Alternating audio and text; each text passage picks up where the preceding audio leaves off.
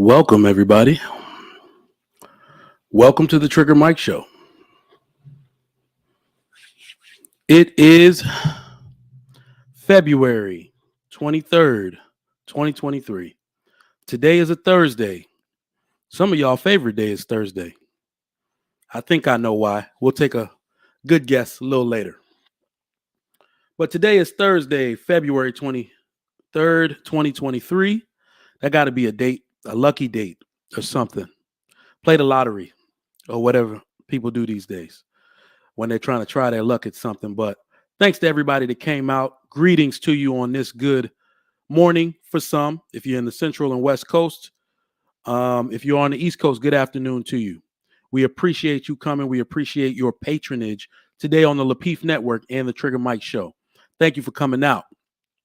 Salute to all my viewers nationwide and international viewers. So all my people in the U.S., in the U.K., all of Europe, Africa, all right? I believe those are the people we know of where we got international viewers. So good morning to you. Thank you for tuning in to the Trigger Mike Show this morning. It is going to be a good one. As you know, we like good topics. We get down to the bottom of things. We ask good questions as well. So I really want y'all to participate, everybody in the chat. If you have not, go ahead and hit that like button.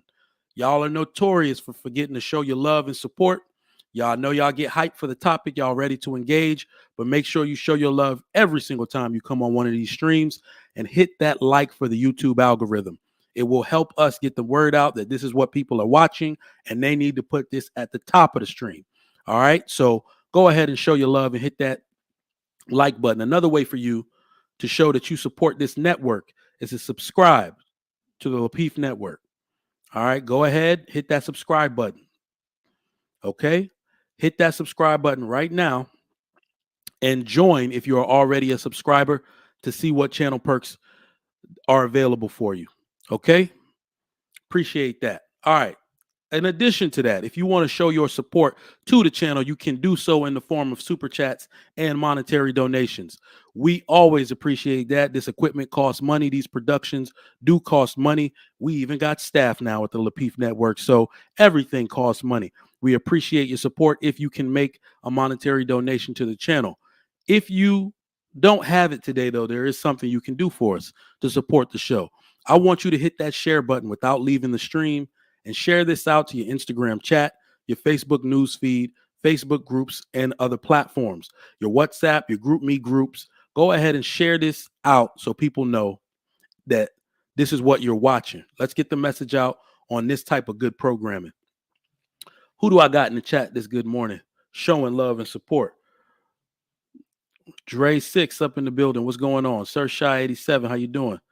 Daryl Brown, always here. Appreciate the support. Dane Rose, what's going on? Let's talk about it indeed. Tina F, good morning to you. Hack, what's going on? Good morning. Jeffrey Woodland, always showing love. Sir, in the building. 4B, FRE, what's going on? Buck Rogers, how you doing? Alonzo H, thank you for coming through. Empress Vibe, thank you for your longevity and support. Daryl Long, my man, what's going on, Chief? King Spark, appreciate it. We got an early super chat. Let's go, $20. I appreciate the love. Thank you for showing monetary support. We appreciate your and value your opinion on this show, on the Trigger Mike Show, sir. You are always welcome. Love C, how you doing this morning? Team not in my house. Do I say that a lot? Love C, let me know. Do I say that a lot? Because I don't actually mean my house.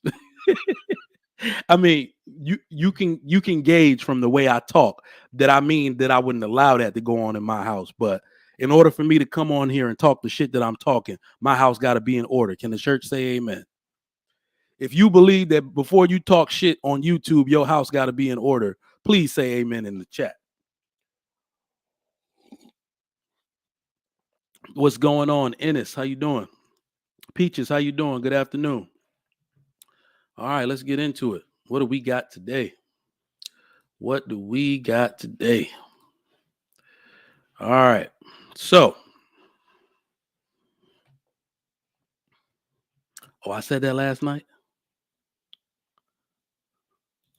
Wait, there was a 16-year-old. Love C said she's talking about last night. We couldn't even handle the idea of a disrespectful 16-year-old. You absolutely right. You absolutely right. I don't, if y'all get a chance, check out my man Aaron O's channel. Last night, I forget the title, but the stream was from last night. A lot of people on there. Some of my favorite people actually was on there. Love C was on the panel, so I was on Bridging the Gap with Kelly. Then I immediately jumped on after that stream ended. Excellent conversation about what you would do with your kids and do how parents set rules, and it got really contentious because the thought of a disrespectful 16-year-old that's gonna tell me they're not going to school, I can't even fathom it. In my family, it's never happened. We don't have any dropouts. I don't know what that person think. I don't know where they think they're gonna. I don't know how they think life is gonna go after you try to make that declaration. In fact, I'm sure many people in my family have thought it before, right? Because some people have experienced difficulty in school, myself included. But go ahead and let that thought dissipate as soon as you have it in a Nigerian family, unless you want to get knocked 3 years back into the past. In fact, the best way to get your ass sent to Nigeria and figure out what life is really like is to go ahead and say some stupid shit like that, like you don't want to go to school no more. There are plenty of people there that can't even afford to go to school. So you're going to work. You're going to work on the farm with your people. You're going to be productive. Send those kids into a life like that. In fact, we're doing a Nigerian trade program. If your kid can't get right, go ahead and buy that plane ticket one way. We're going to take them over there together. We're going to introduce them to the family. No harm is going to come to them. We're going to let them know exactly what they're going to be doing. We're going to let them know it's a vacation. We're going to leave their ass there. 3 months is all it takes. 3 months. They're going to be a completely new person. And you don't let them call you. You don't give them a phone. You don't buy them a bunch of anytime minutes. If that's still a thing, they do phones a little different. You don't let them contact you on WhatsApp complaining. You call them once a week. Call them once a week and let them suffer. Let them show them what life is really like and how good they got it over here in the States. Talking about they don't want to go to school. Love C, they were killing me last night. Because we got ways. We got ways. We got ways and means. My man JB said they do the same thing in Haiti. They'll send them back to Haiti quick. These kids watch TV. All right. That's an excellent intro. A little off topic. It don't even matter. That's kind of on topic, isn't it? The power of parenthood. The power of parenthood. Damn right. King Spark says y'all don't have dropouts because y'all believe in drop kicks. Hell yes. Hell yes.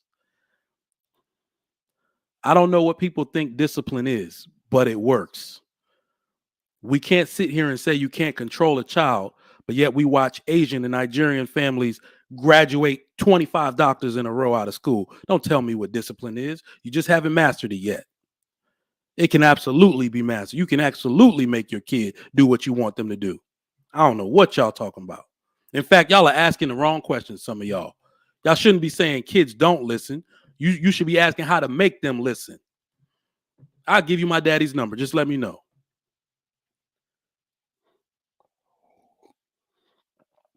Just let me know. How do you make these kids listen? How did y'all get so good at this? They will tell you. It's not a secret. And that rolls perfectly. That's a perfect segue into our next topic. That is a perfect segue into our next topic. Our topic for today, ladies and gents, is the power of fatherhood. All right? This is a good one. I need all my people to get ready. Most of you that come up are fathers. But most of you, I want you to come up and talk about this if you didn't have a father and you can articulate the impact that had in your life. If you had a great father, I want you to come up. I want you to talk and glow about your daddy. If you had a bad father, I want you to tell us how that affected you personally. All right? We're going to talk about it all today. You know, we get to the bottom of it on the Trigger Mike Show. We're not here to just glorify. We're here to tear down so we can build back up. I do tear down a lot. I'm not gonna lie, but the purpose of this show is to remain consistent with opinion and discipline, so we may build back a better society. Nobody is exempt on the Trigger Mike Show. You're going to get the smoke. You're going to get what you came for.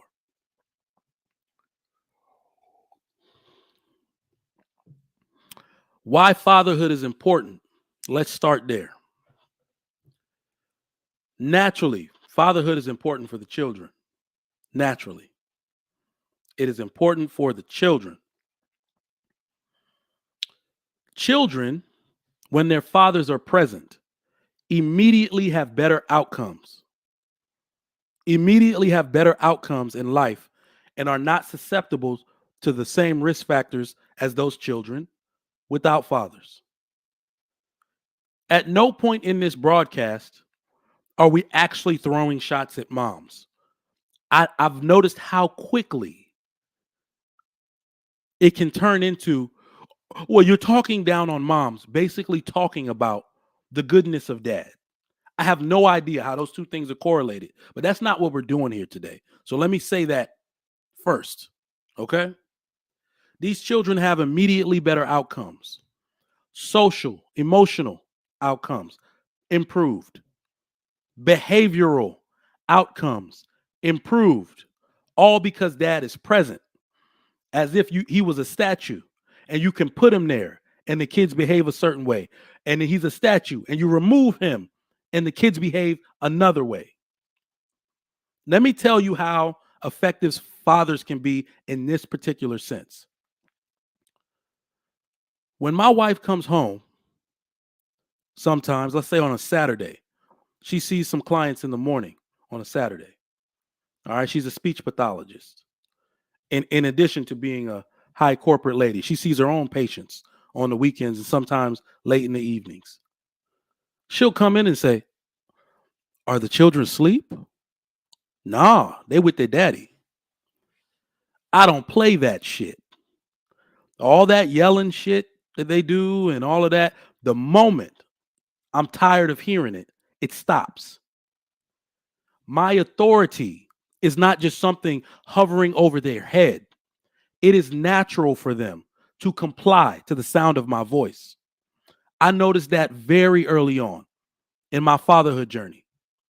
I'm going to use my powers against them. Fathers, I want you to understand that your powers are considerable.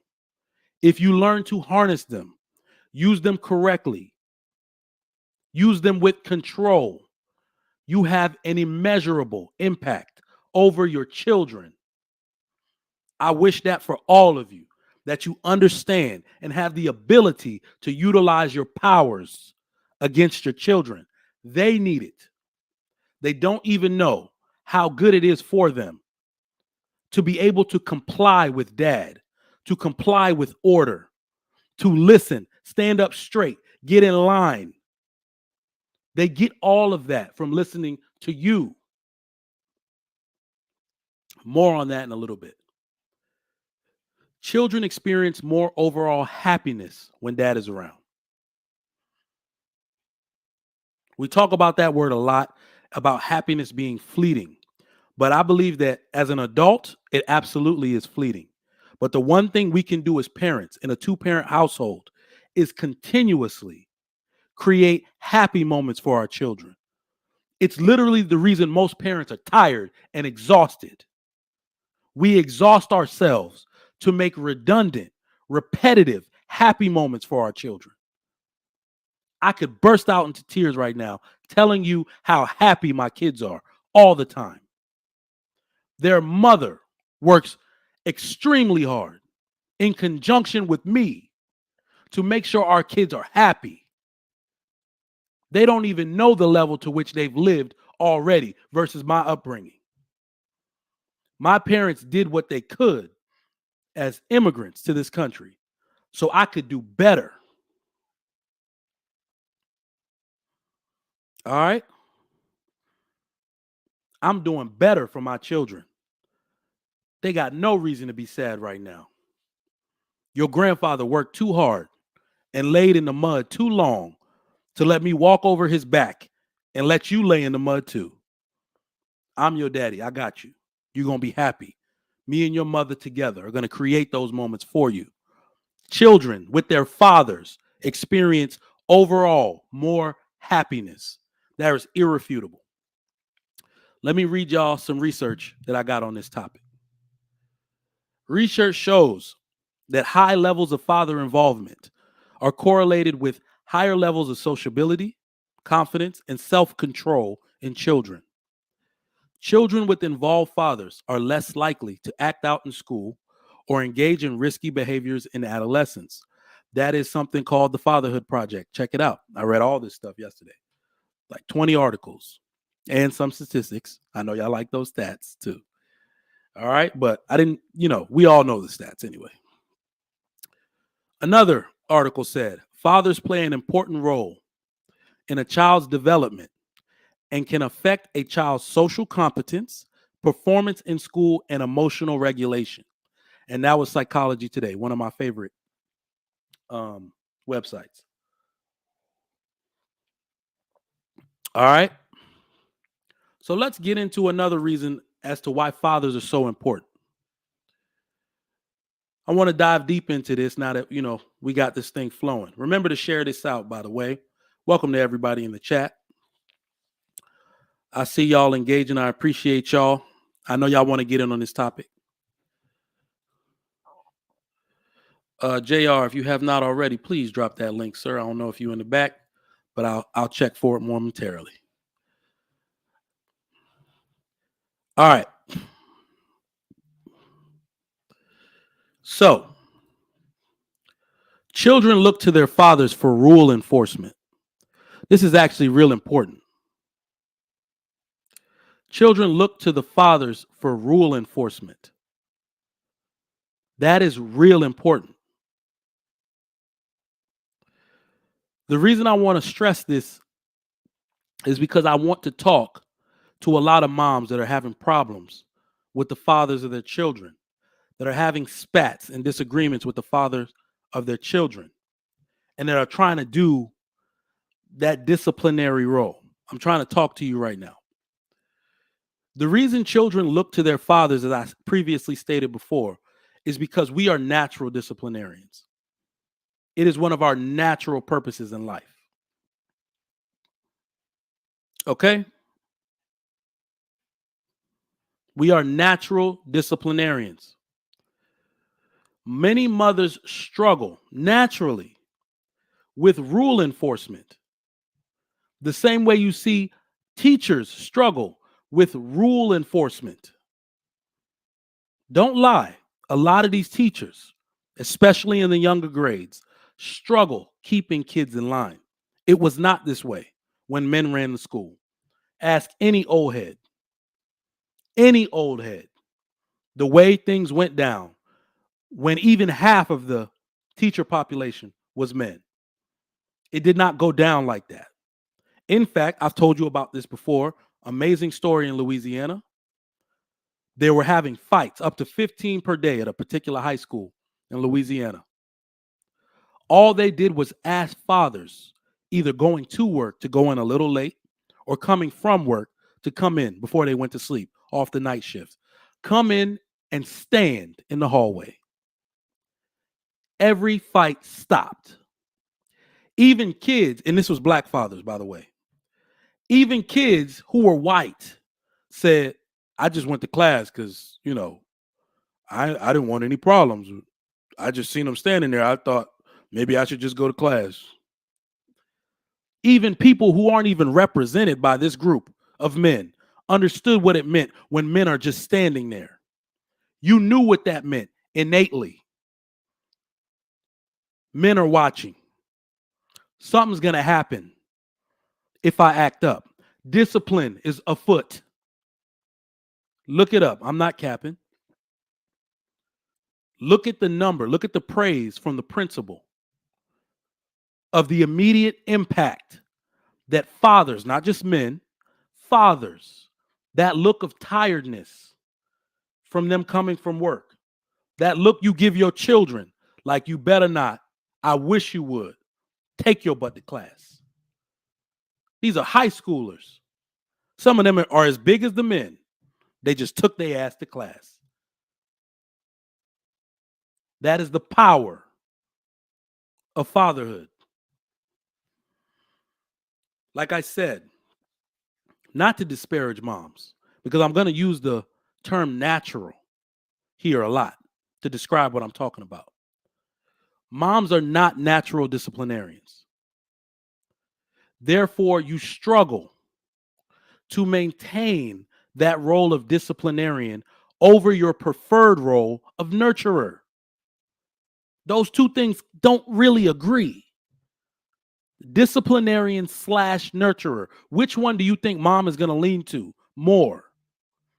What criticisms do moms get over their boys? You're coddling him too much. He needs discipline, not hugs. You can't hug him into submission, as you can see by the jail population. You can't love him into submission, but I can discipline him into submission. There is a stark difference. These boys need discipline and more discipline. Y'all got it messed up. Fathers, allow you to remain in your natural role of nurturer. Let me take over with my natural superpower. It comes natural to me. I told you, men can just stand there and make an impact in children's lives without saying a word, like a statue. Men provide a sense of physical and emotional security for their children. I read a little bit on this because I didn't understand it fully. I just wanted to know, I wanted to get some of the objective points as to why this may be so. This has a lot to do with the congruency of mood of most men. And I'd like to say mature men. We are not as erratic, I guess I can say, from what I read from the mothers. We're a lot more rational. And words that you've heard, explanations that you've heard, we are a lot more logical.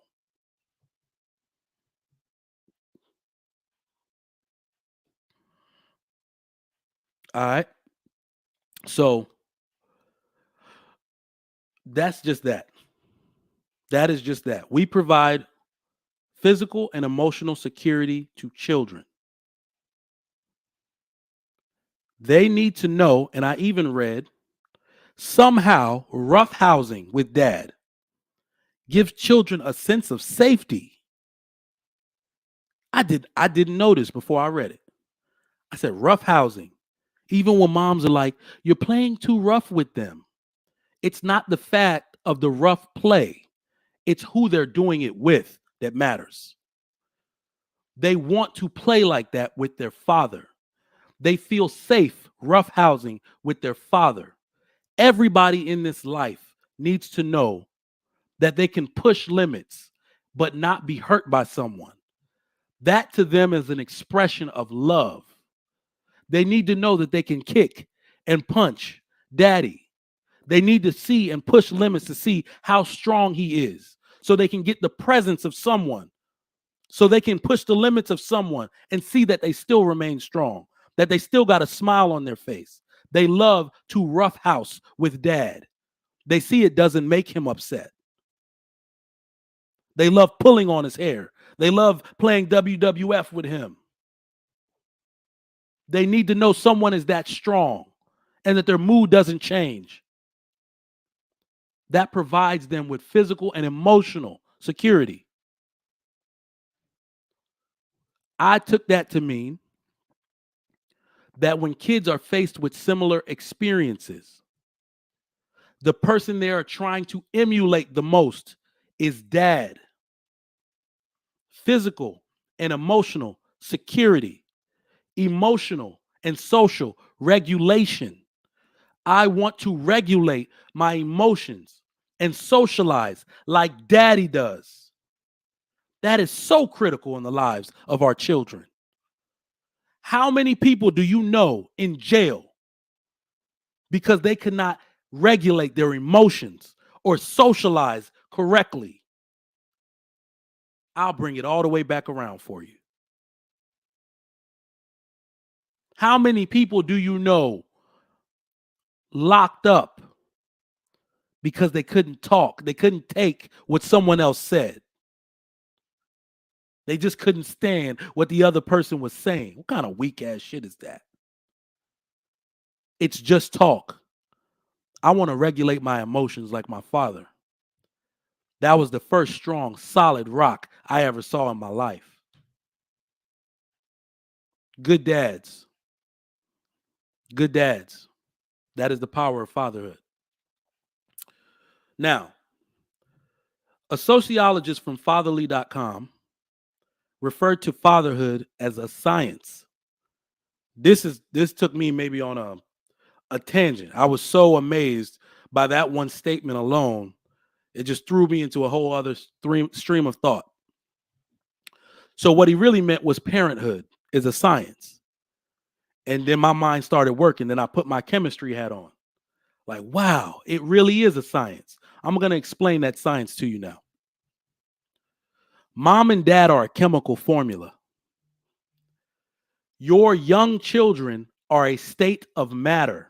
For all my chemistry people, holla at me.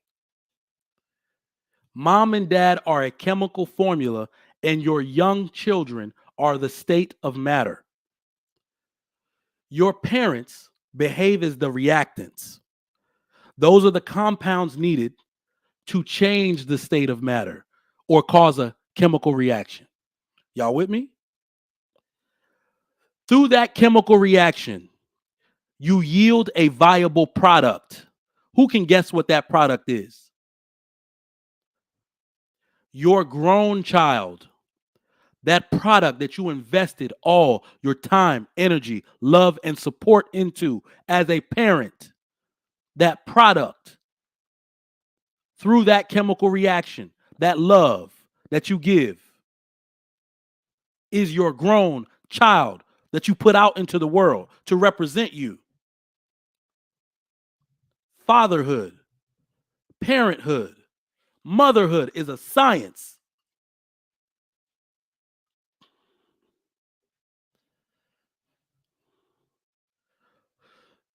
You no longer have to wonder why people always say a man and a woman have to have great chemistry.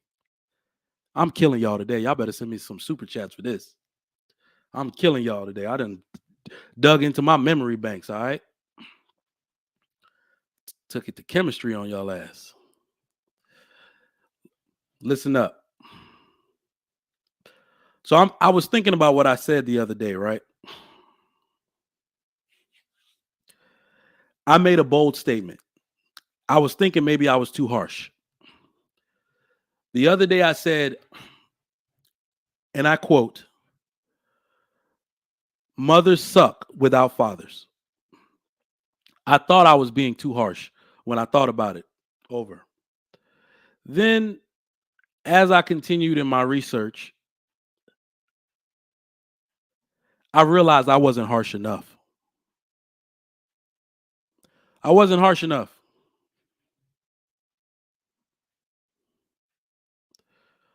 Moms, you do struggle without dads. I'm going to explain this to you. I'm going to drop this link so my people can come in real quick. Give me 1 second. All right, the link is dropped for those of you who want to come up as I close out this monologue so we can talk about it. Power of fatherhood, strong topic today. Moms, you are going to struggle without dads. Let me explain it to you. A man that is a father is not just great for his children. He is pivotal in the life of the woman he made a mother.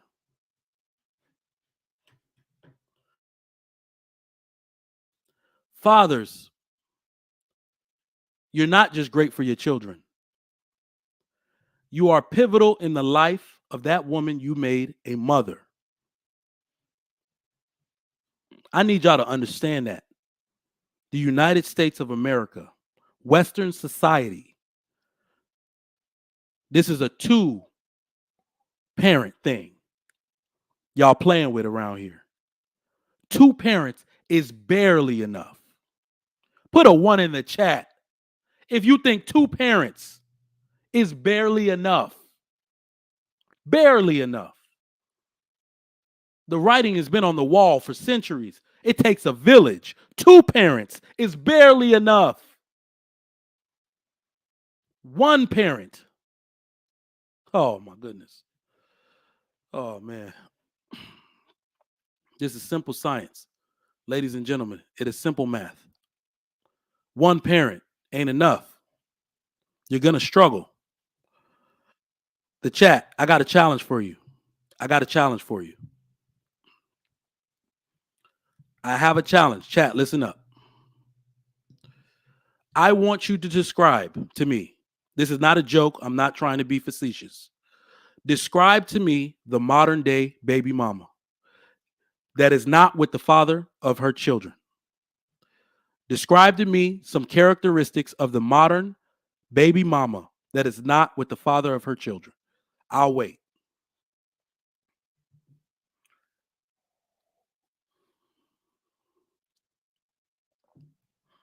I will wait.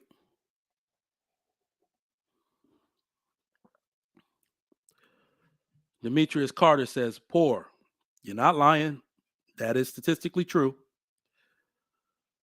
He says lost. Pretty broad, but true. Jeffrey Woodland says masculine. We know that is very true. Calamity, indeed, broad but true. Overwhelmed, mad, poor, confused. Cantankerous. Stressed. Good one, Kayla. Good one. Now we're getting it. Masculine, poor, on edge, angry, drained, stressed, don't have time, overwhelmed, ignorant, detached. I'm trying to make a point to you, ladies. This is what the world thinks of you. Unruly, ratchet, abandoned, over-sexualized, mean, on some type of government assistance? Ladies, this is not me talking. I know you don't want to be viewed this way. Men,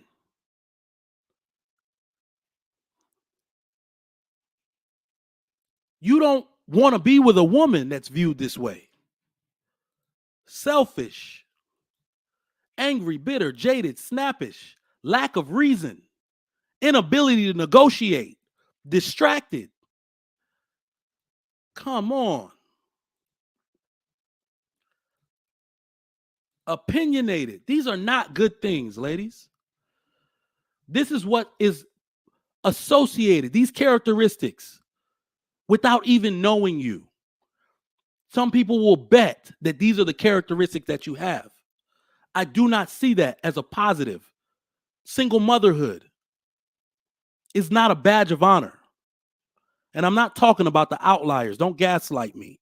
I'm not talking about the people that were single mothers because they're widows. I'm not talking about the people that are single mothers because a white collar man went to jail and she was an innocent spouse. Those are the outliers. That is not what's prevalent. That is not the majority. Those women that chose to leave. Those women that filed for divorce because they weren't happy. Y'all the ones I'm talking to. Both of you, for the lives of those children, need to be present, effective, efficient. 2 parents is barely enough.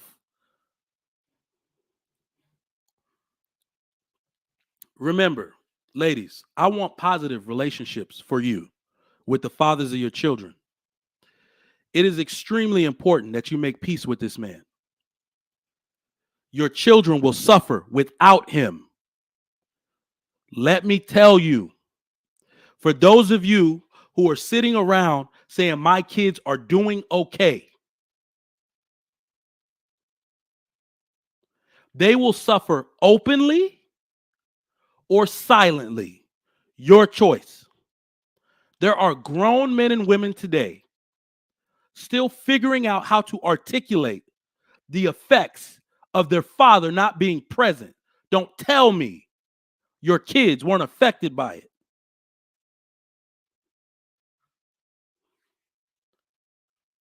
Feminism screwed with your mind. Here's how. It gave you an overinflated sense of self. Here's the proof. If you need proof, that's what we do here on the Trigger Mike Show. I'll give you proof. Feminism gave you an overinflated sense of self because I have never heard a father say that a child does not need its mother. But I have heard countless women say that a child does not need its father. Feminism gave you an overinflated sense of self. Some of you think you can do it alone. Somebody need to get that devil, that demonic spirit out of you. 2 parents is barely enough. 1 is not enough.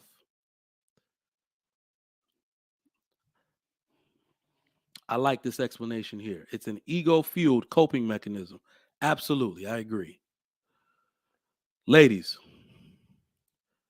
stop gambling with your children's lives. Stop disregarding your own sanity. Having a good father in your children's lives, a present father in the life of your children, will let you keep your sanity. Don't you love yourself that much? You want a chance at real fulfillment in life. Choose a good father for your children. My ultimate wish for you, ladies, before I let my panelists up, I see y'all in the back. Sorry for keeping y'all waiting. My ultimate wish for you, if you cannot reconcile with the father of your children, pack up their things. Some of their favorite small toys, their school and or daycare supplies, a few clothes for the week, drop them off at his door. Run that man his kids and let him raise them. If y'all just can't reconcile, if you really want to do something for them and for you, because I advocate for full responsibility of men, full accountability of men, drop those kids off at that man's house. If this doesn't apply, let it fly. Because if you're going to talk shit about your baby father, for every word you say about him, I need you to give 2 bad words to yourself. You let him in your box and you birthed his baby. I don't want to hear that shit today. If it don't apply, let it fly. Your body, your choice. Remember? I want full accountability. Full accountability for fathers. If it's affecting you that bad, run that man his kids. It's panel time on the Trigger Mike Show. What's going on, fellas? Peace and blessings. Trigger. Yes, sir. Peace and blessings, Trigger. What's happening, brother? I'm good, sir. Good morning to you. Peace and blessings. I just wanted to hop on here right quick. Blessings to the panel, everyone on Israel, John the Baptist. I see you brothers on here regularly. I pretty much keep up with the show. I just have a hell of a busy schedule. I don't get a chance to get on a lot, but bro, you on point. I have 12 children with the same goddess, and been with her for 23 years. 8 boys, 4 girls, and that fatherhood thing, bro. You got to stay present. You got to be on that discipline thing with these men. And hey, bro, I have so many stories that I could share with you that, you know, that really a lot of these men are really confused, bro. Like this fatherhood thing starts in the mirror, bro. You have to go check in with yourself, find out who you are, find out, you know, exactly who you are so that you can identify the seed that you have. Because our children are sometimes smarter than us, bro. They came here from different dimensions of things. You know, it's a deeper process. It's real deep. And I see you hitting on it quite a bit. You know what I mean? Different processes of it, but it goes really deep, man. Like I say, I'm with the same woman for all this time with so many different things. We do relationship counseling, parenting counseling. You know, I help fathers as well because, man, it's deep. It's deep. You got to reinvent yourself all the time. all these children are from the same source, but they're different in their creation. They came from different perspectives of thought and everything, bro. So I've had to step back, bow myself down to myself, realize that the only answer I'm gonna get is inside of me. You know what I'm saying? Because God exists within us, bro. I don't have no disrespect to anybody's belief system because I respect it all. I've studied everything, and I just come to the terms of we're responsible for ourselves. We're co-creating, recreating lives, and we got to be responsible for these children, man. And whatever it takes, get your ass out the way and take care of the business. You know what I'm saying? So that's just my respect, you know, on what you were saying. Indeed, man. Thank you for that. I mean, that to sum it up, you did it. Whatever it takes. I Whatever don't it think takes. people understand that you got to have the qualities. You know, everybody wants to have the qualities of a good person, but you're not a great father on day one. You're just a father. Yeah. And when people ask me if you wanted a 5-second lesson on how to be a great father, I think that's it. Do whatever it takes. You're capable of it. Hey. You won't even know what to do on day one. That apprehension that you're feeling, we all felt it. Right. Do right. whatever it takes. You'll figure That's it out. true. That's facts, man. Right. It's facts. Thank you, man. Thank you for the opportunity. I won't be able to stay on long because I have something to do, but I'll stay on as long as I can. My camera might go on and off, but when I'm able to, if I get the opportunity to respond, I definitely will. And I appreciate you and this whole platform, bro, because you hit on what's necessary, man. And I see a lot of people, everybody has their, their opinions and perceptions, bro. But the bottom line is, man, if we don't get control of our family structures, man, hey, we are in a bad shape. And I hear it all the time. The family is, all the way jacked up. I'm over here with mine. We're not jacked up. So I can't go with that on every aspect. I'm rolling with the facts of we're going to prove it. We're the royal melanated family, the McCullers tribe.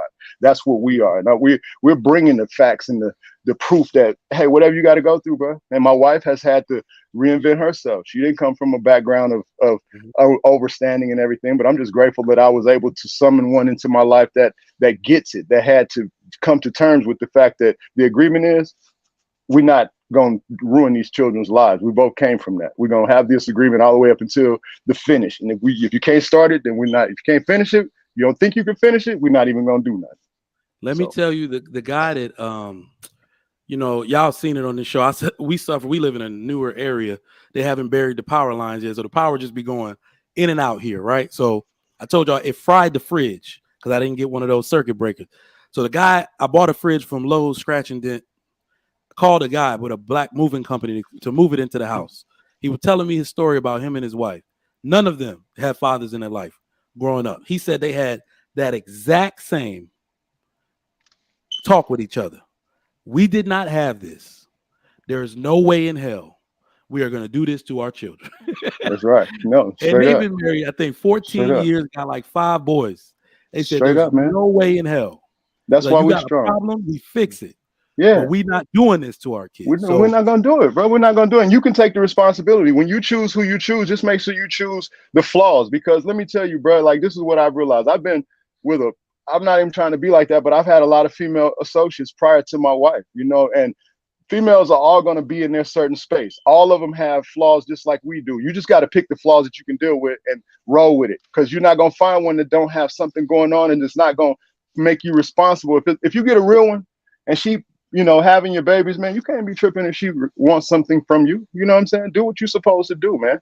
Manhood, bro. Brotherhood, kingship, God, kingship, God power. Do what you're supposed to do.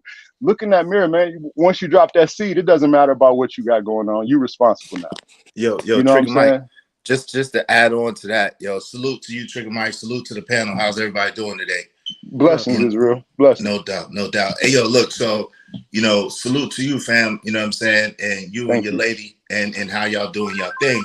And I think that whose phone is that? Whose house phone is that? That's me, brother. All right, keep mute up for a second. I think that you know what I'm saying. He said something that it kind of got glossed past that is really important. Unfortunately, a lot of us, especially in my generation, right, we didn't have, the information that is out there now.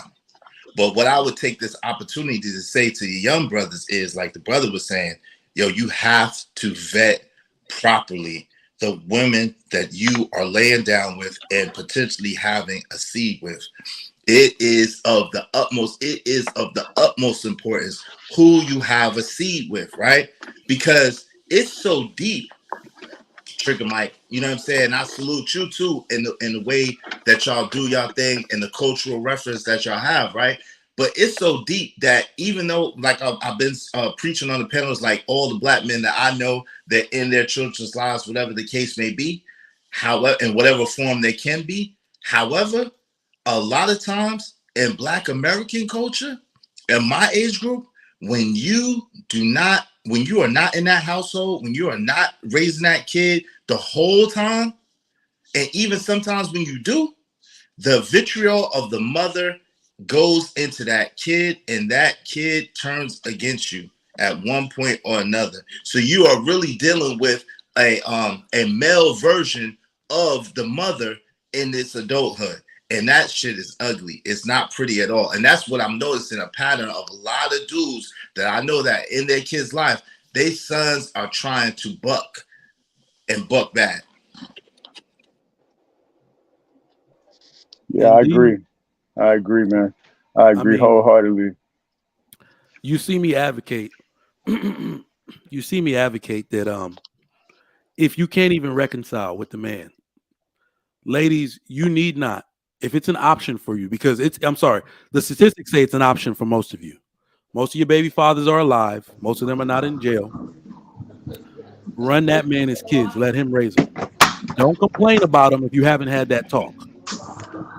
All right. Don't complain about what he's not doing. And I didn't even say this.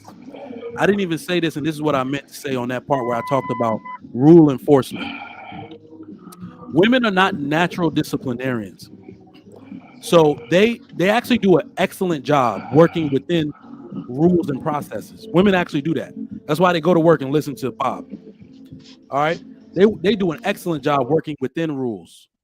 They are terrible at creating them. And that goes into the disciplinarian phase. All right. Men make and enforce rules by nature. That's why I said at one point in time, a father who won't shit will have a talk with his daughter, telling her rather, he won't shit. And she needs to stay away from men like him. That is a rule. He's telling her, I don't care about anything the way I care about you. I haven't made great decisions in my life. And I don't want that to happen to you. How many moms you think gonna have that talk with their sons? Hell no. They don't Zero. follow their own rules when it comes to their children. So men have to establish rules and enforce them. Run that man Facts. his kids. They will be Facts. better off. Facts. Yeah, just get All the right. right situation going. You're a man anyway. You that's your position. I mean, why would you sit there and negotiate something that you? Okay, I heard somebody saying this is facts. It's our seed. They're housing our seed.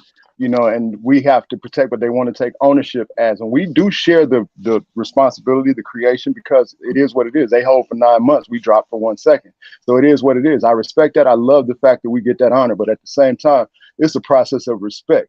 If you don't have that respect, and if it can't be maintained, like I said in the beginning, females are going to do what they choose to do in their thought process, and they're going to think it's okay. You got to check that in. You got to be the one to make sure that those rules are in place and that they're agreeable upon, and just don't waver on it. It's not like you're doing anything wrong if you set up an agreement. If people don't go by the agreement, then you know what happens. You go to a job, you don't agree to do what you do, you get fired. You know what I'm saying? So it is what it is. Respect. It's all respect. So Trigger Mike, I respect in what you're saying, because it's true. We got to take responsibilities. It's us. We set the rules. We all follow the rules. You know what I'm saying? If you set an example and you following your own rules anyway, you shouldn't have any drawback. If you do, then you need to check who you're dealing with. You know what I'm saying? Really. So, I Indeed. respect. Let say me check this. in with my man. Oh, Let me my check in fault. with my Go man ahead. John the Baptist. What's up, John? What's going on with you today, Trigger? Oh, I'm good, bro. What you got on it? Man, I'm not sure if I want to troll or be straight up right now. Cause I thought about coming on trolling you because it's getting this serious to me. But I'm not gonna troll. I'm just gonna come out and say what I want to say. Mm-hmm. Um, but I'm to the point where now I'm starting to understand. My brother and I had a conversation the other day, and he said to me, and I had to think about what he said because it actually baffled my mind for a second. But he said, I don't want knowledge anymore. And that made sense to me. If you think about it, since the beginning of time, knowledge has destroyed people Hmm. because we don't know what to do with it when we get it. Knowledge is more powerful than we can comprehend and understand what to do with it. And it seems like and it talks about this too in the Second Timothy. I think Second Timothy talks about forever learning, but never come to the knowledge of truth. We know everything this day, but what do we do with it? And so, if we know everything, then how come, from an aspect, everything we know doesn't benefit our kids? It doesn't benefit society. So, what good is the knowledge that we obtain I could if all answer it that. does if all it does is to destroy? What good is the knowledge that you're obtaining?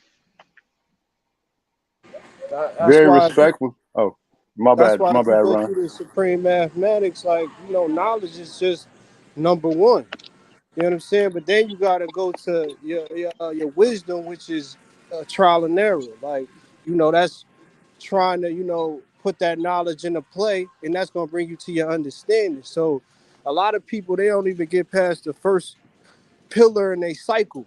You know what I mean? For with fathers, you know what I'm saying? If I'm speaking to the question that you asked earlier, fathers, they keep sons out of jails and daughters off the stripper poles. You know what I mean? A lot of these women got too much pride, and pride is a sin, and it's a deadly one at that. You know what I'm saying? So God told us to walk around with shame and humility. Like we can't, like you said earlier, like the whole United States was built off of a nuclear family. You know what I'm saying? But with that, if opposed to that knowledge that you're talking about, you just got to go through your cycles and you'll start to understand it. So, John, you actually alluding to something that's actually very pivotal to a lot of opinions I give out on the show. So you'll notice a lot of people come on the show and they'll speak idealistically and not realistically. Most of the time, actually. And one of the things, let me get my fellas in the back from the back. Pause. All right. The reason why I like, let me talk about myself for a second. When I first became a director at my job, I struggled a little bit because sometimes it ain't you and your love of the job or how great you can do it. It's that you're under bad leadership. And I had a what was she, a VP or something like that would just give me, she would have meeting after meeting after meeting, never even let me do work, just meeting. And I always struggle, even when I asked directly on what the hell I was supposed to do after the meeting. Then we got somebody over her. This lady would have a meeting and she had a particular part that I was in love with. And I even started doing my own personal meetings like this. This lady at the end of every meeting would say, let's go over our action items.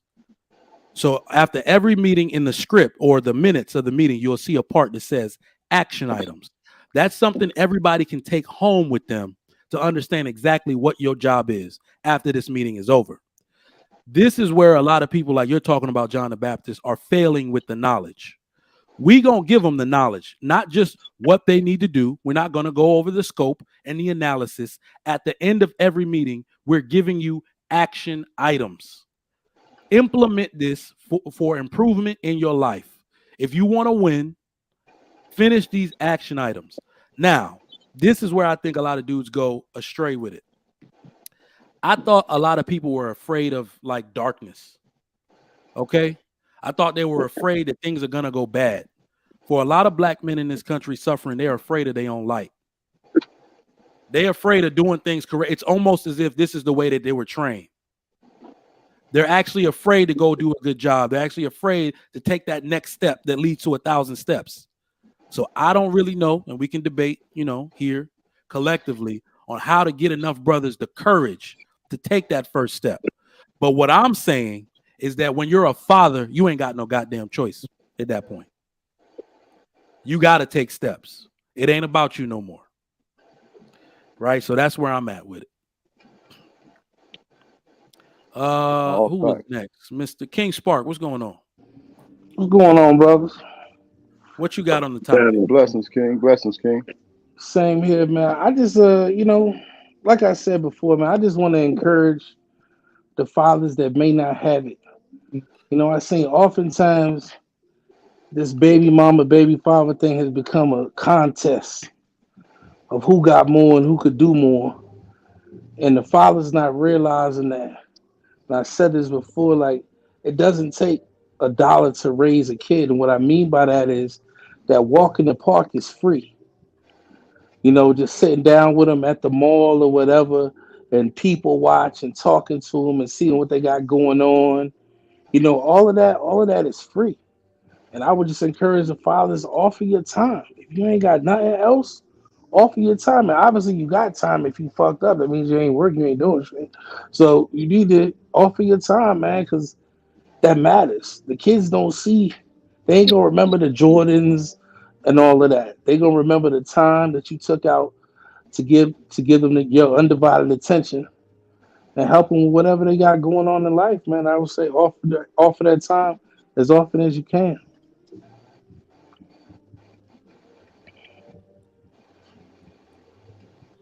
All That's right, bet. about Mr. it, though. Rich. Yeah, yeah. Who came in first? I don't know. Mr. Rich. Hey, how you doing? Hi, I'm fellas. doing well. There's a lot of good stuff being talked about today. As a father of two daughters, you have to learn how to use. I don't want to say psychology, but you certainly, first of all, there's like almost no corporal punishment when you have daughters. It has to all be. How do you explain to them when they're doing wrong, why they're doing wrong, and why they're being punished? It's like a continual conversation. I read some books on. I had some old books when I was younger, how to raise how to raise girls. I had no idea how to do it. But with my oldest, and the kids are different.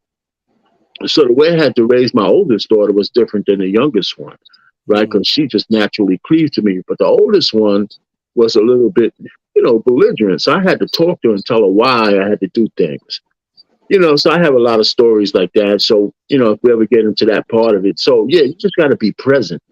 It's funny. Just one real quick story. My daughter the oldest was like 13, and she said, at the Thanksgiving table, my mother-in-law was there, whole family was there. She said that this boy was trying to get her to take her to the movie, for her to pay for him to go to the movies. And I told her, I said, wait a minute, we'll talk about that. So later on, I told her, I said, listen, you don't pay for no boys to do anything. First of all, you don't have to pay for nobody to be your friend. Don't ever pay for no boy to do anything. If he want to go to movies with you, he's supposed to come to you and says, "Hey, can I, take you to the movies?" And he pays for himself. So I said, "Listen, if he doesn't like it, you tell him to get the hell out of your face." And so, like 6 months later, she came to me and said, "Listen, you don't think I listen to you, but I got all the girls in my class. We don't give guys nothing, man. I told them what you told me, and then the guys just leave us alone." So I had to explain stuff to her, but I had a vision in my head when she said that she was thinking about paying for this guy to go to the movies. I had a vision on my head as her as a grown woman with some asshole sitting on her couch while she's going out working. I said, I don't, I just had this like flash. I said, there's just no way that's going to happen to my daughter. So so the real point is you just have to be present. So when things come up, you're there to correct them, because that's what I say. That's why I even separate when parents are like separated and the father only sees the kids once in a while, you lose all serendipity. Some of the best knowledge that you pass on is through just being around and catching it when it needs to be caught. So that's just my little introduction, but it's a whole lot more to it, with my girls, and we'll talk about that later as we go. So I got a indeed. question for you, Trigger. Yes, sir. And so question is this: we're now teaching young men. I don't know. Actually, know what I'm gonna say this. You can help me work it out. We're teaching young men in this day and time how to look for women that are genuine, right? Because when we were coming up, it was different than it is now. Because everyone knew their role. Mm-hmm. And marriage and politics he's teaching his daughters how to look for genuine men. And it's all contradictory to what we did at least 30 years ago. It's all different. So how do we balance that? Because as fathers, we're trying to teach our kids based on a standard that we believe, right? Yep. But then the standards we believe, they tell us today that it doesn't apply to today's time. And they're not moving by these standards. So So work that out for me. this is one of the first steps, I believe, in what you're saying. Because yeah, we are all aware of the standards and norms they're trying to push. But Correct. the good part about it is that there are people that exist outside of it. The people that fall victim to it are actually overrepresented. The bad part is that we let our children, our daughters, and people kind of fall victim to it early. That's what I'm noticing. You have to fight against some of these narratives when your children are teenagers. The places you let them go, the movies you let them watch. Because I'm not even gonna lie, um, media, we never had to fight against media. FCC didn't allow this shit back in the past. They wouldn't allow certain things to be said. Men kissing men. You didn't see all Oh these things my that God. can confuse these children. So we're fighting against all of it in a sense where you have to tell your children why. Because let me tell you my issue with like the LBGYN, since that's what we say on this, is product. The reason why so many people, like women and men alike, are thinking they want to be a part of that community is pure confusion. We didn't do a good enough job of telling them who they were before they try to decide that for themselves. Well, can I say this real quick? Yeah, go ahead. Trigger Mike, this is the pushback that I give to you, right? And to kind of tie into an answer to John the Baptist question, right? So while I agree heavily that it is TV media, so social media, so forth, so on, that pushes these agendas and pushes these agendas on the children, and they kind of put the medicine, so to speak, and the candy, as Anton would say, but it's the poisonous medicine that they put in the candy. You know what I'm saying? Yeah. Uh, but this is the thing, right? Can someone mute real quick? Who's that in the background? The noise. All right, yo. So this is the thing, right? The issue is this: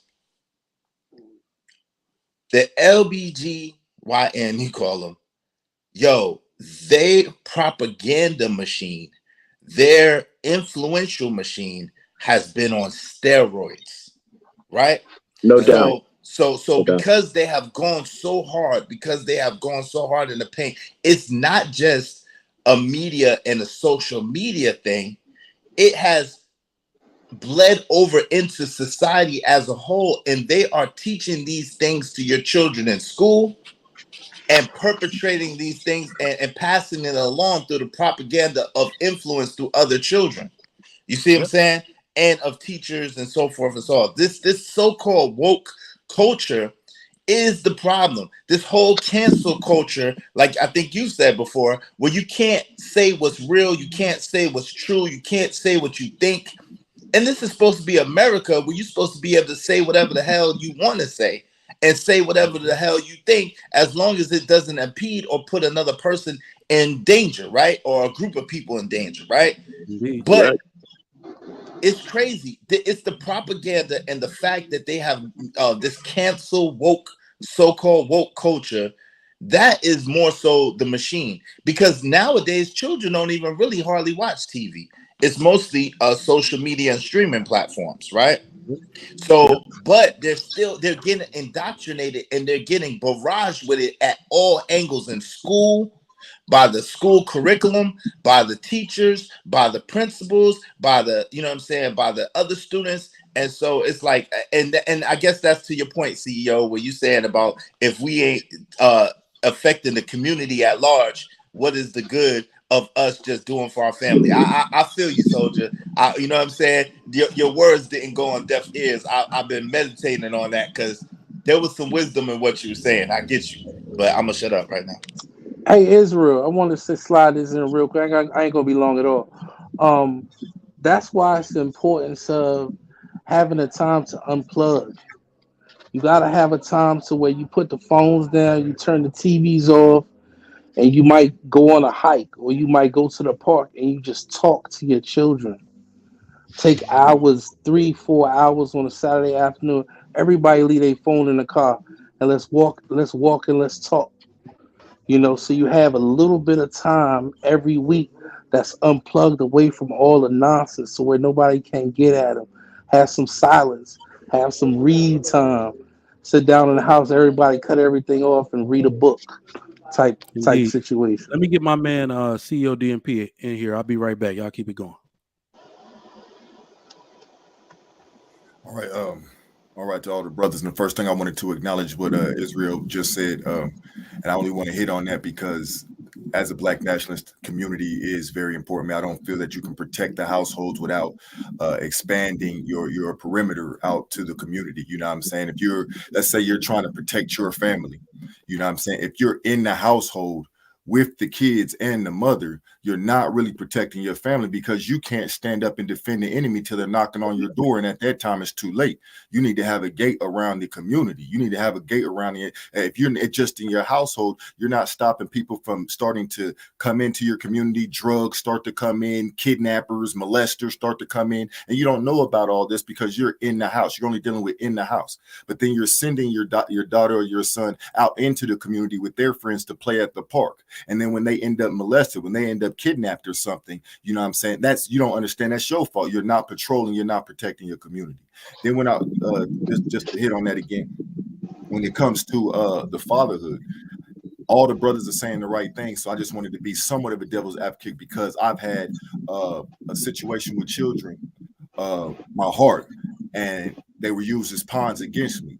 So one thing I had to come to acknowledge, and another thing we don't want to just flat out say that whenever a brother has kids that like he got to be just 100% about the family or to the family. And what I mean by that is when I gave birth to kids, when I have kids, I'm doing that to create legacy. I'm doing that to ultimately raise children and be able to pass them everything that I have learned and everything that I have acquired so that they can take it to the next level.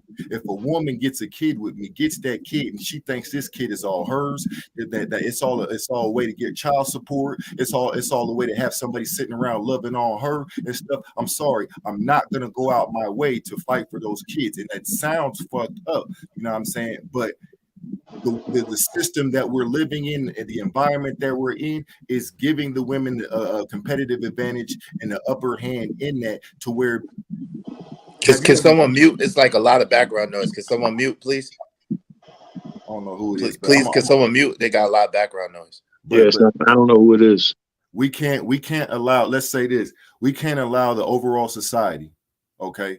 We can't, let's say white supremacy. Now, we can't allow the government, the system as it is, to utilize our children and our women and use it as a means to destabilize and economically, disfranchise Black men. How much of our economy is being wounded? How much of our money is being taken behind this child support situation? We're being crippled behind it. Young men who, before they even get a chance to get out here and live their life and do their best, are ended up finding themselves in 18 plus years of struggle simply because they had children with a woman. Well, CEO, let me just run. See, I don't disagree with what you're saying. There's some idealism to what you're saying, but just in general, the first best weapon against what you said about the child support system and baby mamas is to actually not have a baby with a woman that you wouldn't marry. All right, check this out. So what I'm saying is, I know that's idealistic as well, because that's not how humans have been. But what we're saying is part of the solution that can grow into what you're saying is to have intact families so they could bond together and expand throughout a whole neighborhood. So if you want a community that's strong, the strongest communities are probably communities that have a lot of intact nuclear families, because now they have something to protect, not only their house, but the neighbor's house and the other guy's neighbor's house. And you build those coalitions based on some standards and things of that nature. So Once we start saying, let's go to our natural instinct and a woman's natural instinct, which is, I tell you, it seems like Someone it's breathing just hard. Mute, fam. Everybody mute. so, yeah, so yeah, so it's like a woman's nature though, and a man's nature seems like it's to breed because that's all we're kind of doing, right? But Without any of the standards around it. And to, that causes a lot of problems. So I don't want to. So I don't disagree with anything you're saying. It's that there's got to be a certain level to actually accomplish the mission you're talking about. But I want to add on to that though, real quick before you jump back in there, CEO. This is the thing, right? And this and I feel you because that's what I was talking about earlier, CEO. Because I'm actually dealing with that right now. And sometimes, unfortunately, you don't see the effects of it until years later, right? You could think that you was that father, that was there for them. You was the father that was doing this and they're doing that was taking care of them children. However, like y'all said, if you're not in the household 24 and more, then it is a kind of conglomerate with the mother and the child versus the father, even if you don't know or not aware that that's the actual facts of what's going on. You know what I'm saying? So I feel you totally. At the same time, really what we're saying is going forward, because once the cologne is out the bottle, you can't put the cologne back in the bottle. Once the milk is spilled, you can't put it out back in. You know what I'm saying? So it's a done deal for a lot of us. But going forward, and especially for these younger brothers that don't have any children, we're promoting the fact of vetting properly, understanding what you want to in life, and not accepting a woman who is not aligned with your vision and your philosophy of how you want to live life. So that's where it's not ideal, or an idealistic point of view. It's like, yo, the older guys that we made mistakes, we made those mistakes, and there's nothing that we could do about it, right? There's nothing, like if you was married and then the marriage didn't work out and then y'all divorced, like you said, and one person has this house, the other person has this house, the kids are going in between. Primarily, they're going to be with the mother most of the time.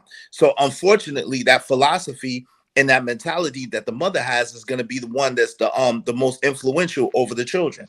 You see what I'm saying? So the only thing we can do, to your point, Mr. Rich, is now from going this point forward is to vet, is to be better, is to choose properly going forward. Trigger Mike, Yes, sir. I'm gonna ask you the question first because it's your panel, it's your show. But I really want the black nationalists to answer this question for me. Anyone that's a black nationalist on this program, on this show, this panel right now. What does the phrase "woman is God" mean? I don't fucking know. Somebody else gonna have to answer that. I was gonna ask you first. I was gonna ask you first because it's your show.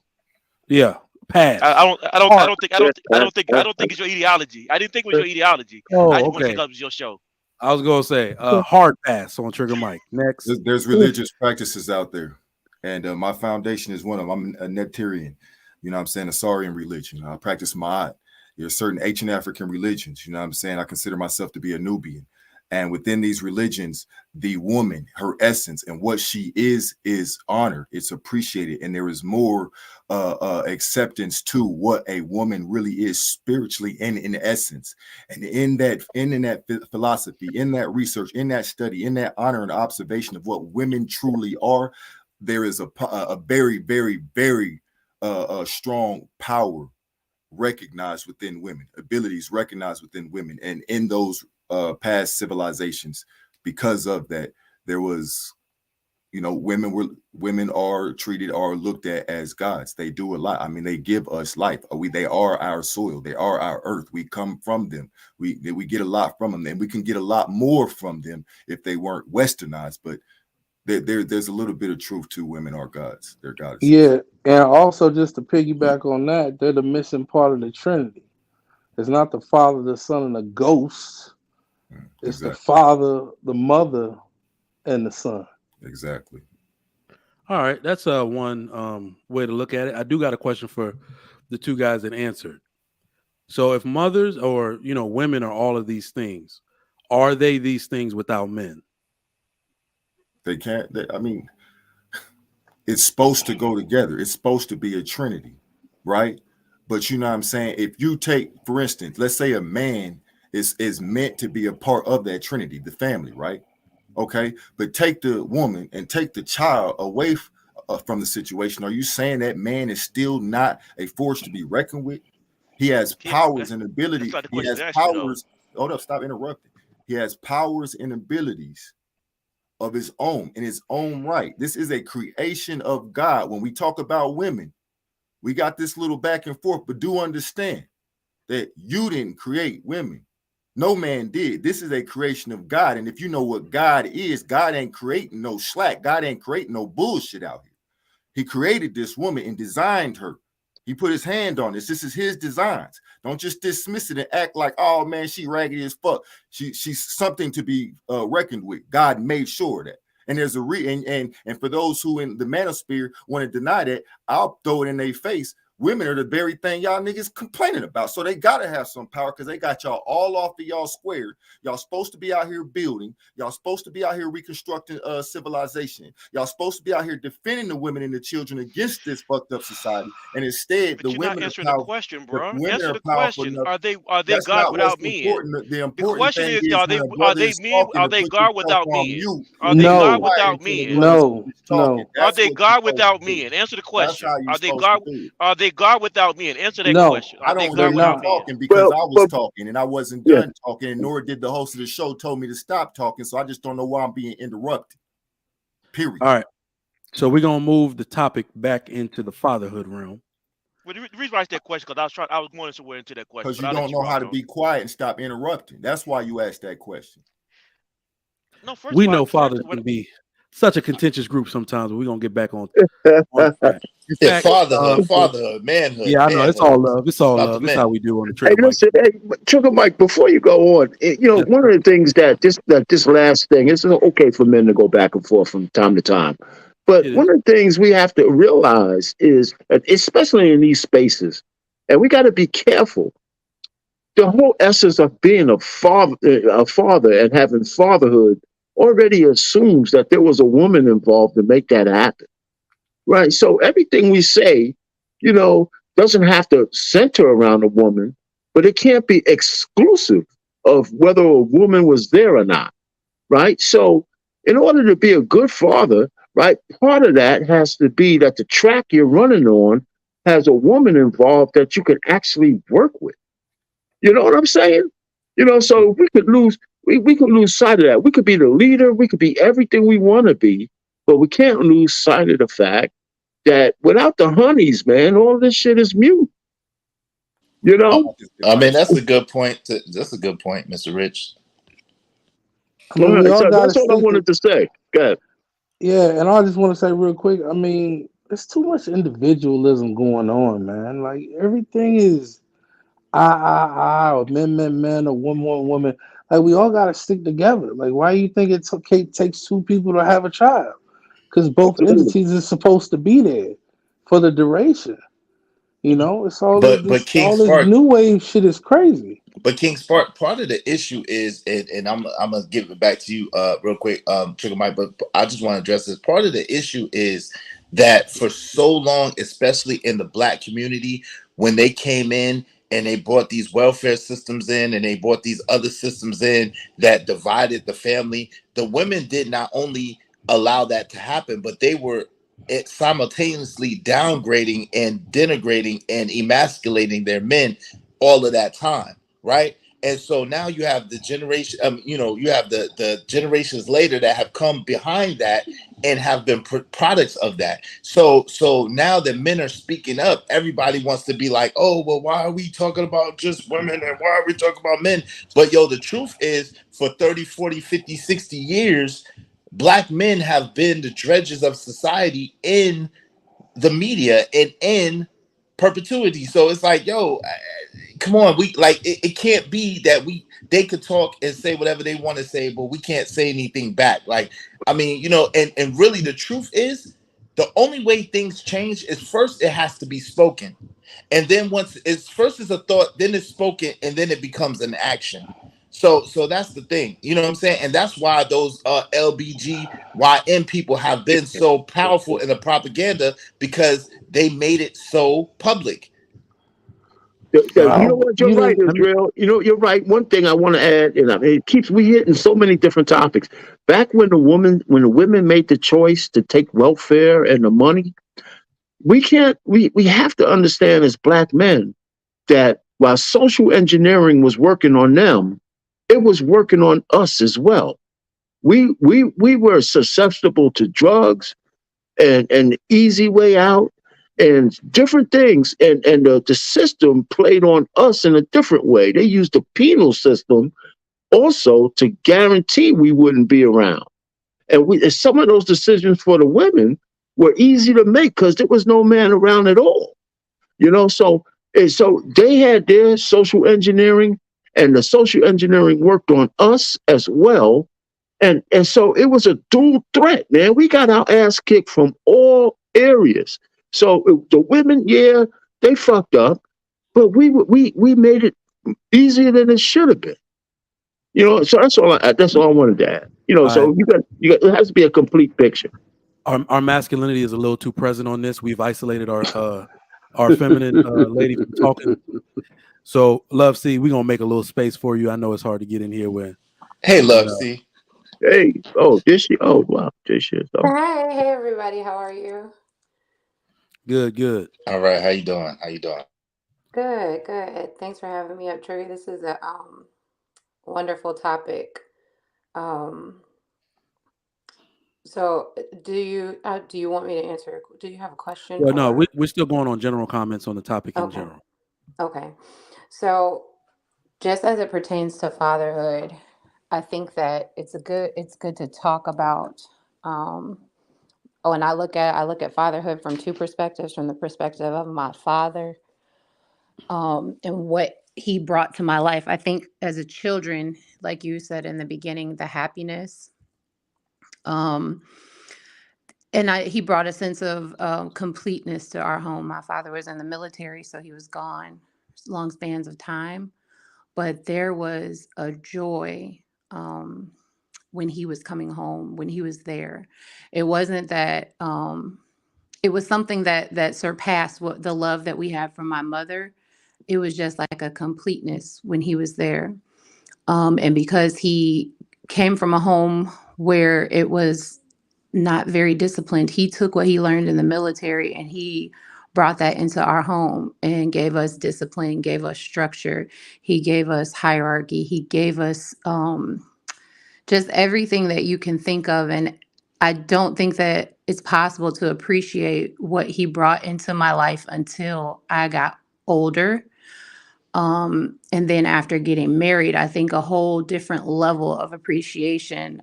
In the past years, I found myself calling him and telling him how much I appreciate the sacrifices that he made for us. That I understand the times when we thought that he wasn't mentally present. It was because of the load that he carried.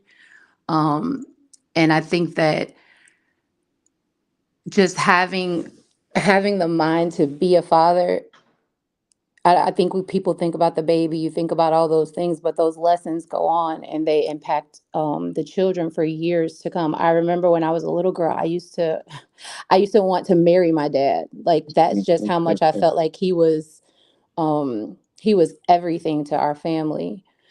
And I think when I mirror that now as being married, it gives me a better and a different understanding of the sacrifices that my husband makes for our family. And there are some things that I look at and I think, these are things I would like to do differently. These are things that I would like to keep the same.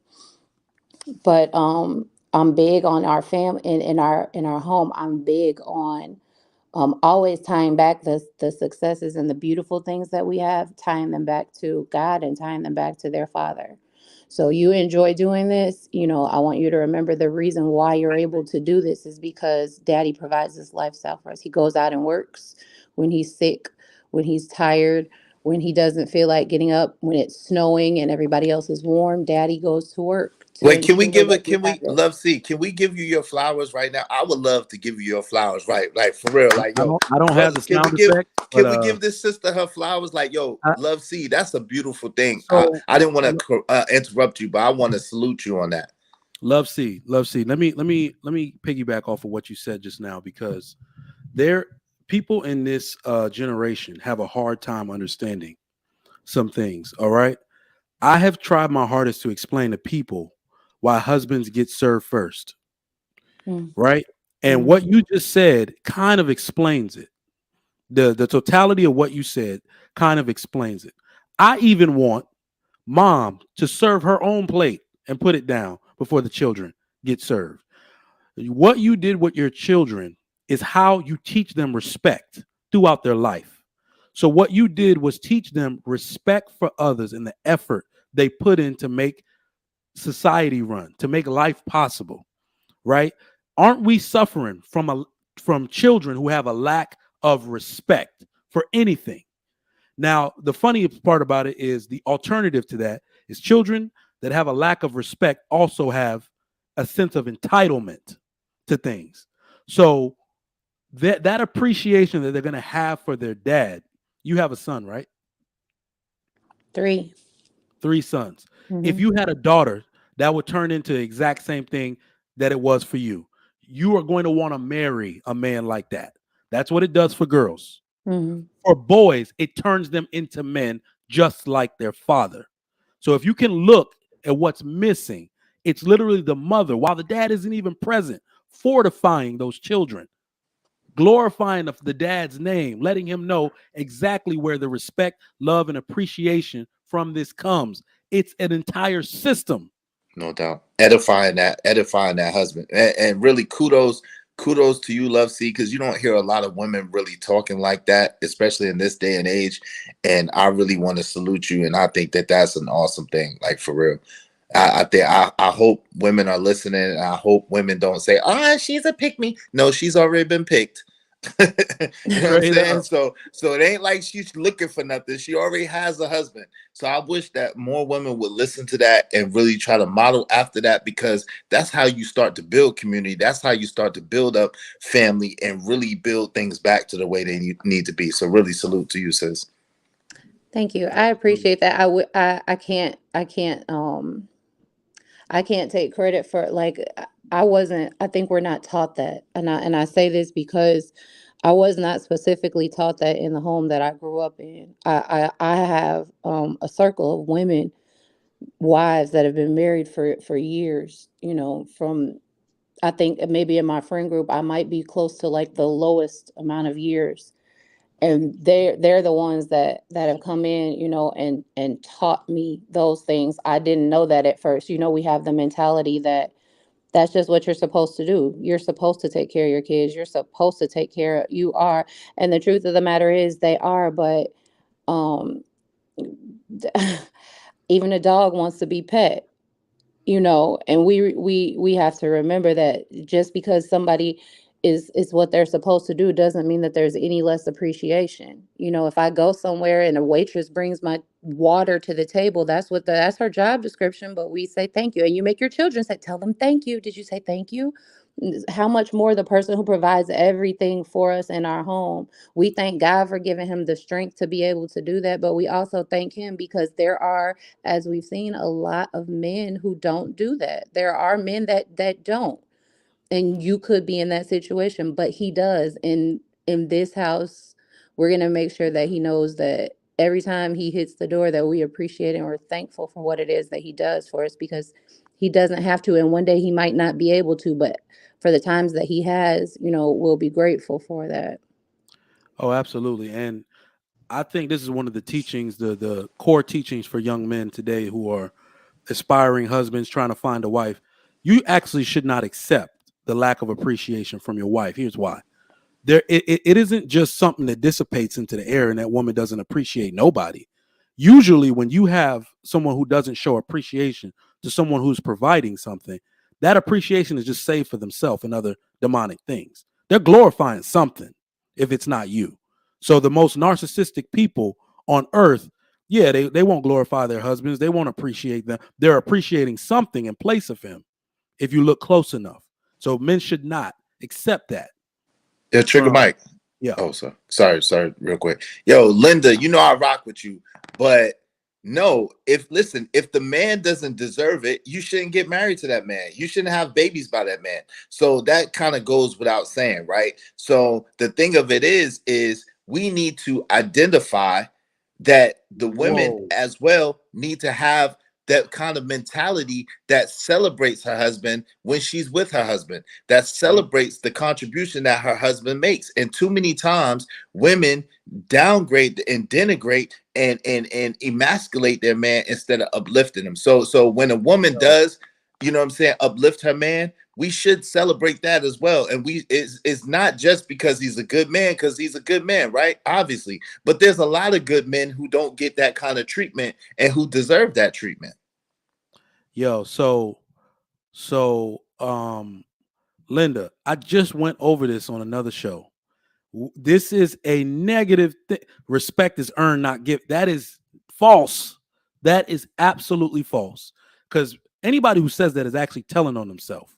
Respect is always given until it's lost, right? Then you have to come to grips with explaining why you're associating with people you don't respect. So this is a twofold issue. It's if you're talking about a man that you had a child for, what is I told you, if you're going to say a bad word about him, say 2 bad words about yourself. All right? So not Yo, you, Trigger Linda, Mike, but we got people in the women in in the general. in the chat doxing people too. Like that's not cool. Yeah. Like, Yo, you know what I'm saying? hold We on, can't let that happen. I don't know where let me you. find that. Let me Hey, find that. hey, no, don't. If it's referring to me, let that shit slide. No, it is referring to you, but Let fam, me that's let not me tell cool you. though, fam. No. Let me tell you something. Just a quick disclaimer. Okay. Previous relationship set me up, jacked me for my old intellectual property, stole my whole business, my website's been out there using photos and everything. They know that I'm rich. They know that I'm about to be more richer because of what I'm about to drop on them. And because I left this raggedy ass, you know what I'm saying? They're trying to stop me from doing anything. They think that they can intimidate me by putting things out there. I wouldn't give a fuck what they put out there. Anybody can dox me. I'm solid. I'm 100%. I stand on who I am, and I'll stand to anything put out there. Whatever they say, I'll stand to it. You know what I'm saying? I ain't done nothing that I'm ashamed of. Let them dox. I want the person who's doxing right now. Do you see me in face? I'm not scared of nothing you got to say, bitch. Do your worst. Salute to Well, you, soldier. But that's what we still, call a message. salute. That's a message. All right, wife school, how you doing? How you guys doing this afternoon?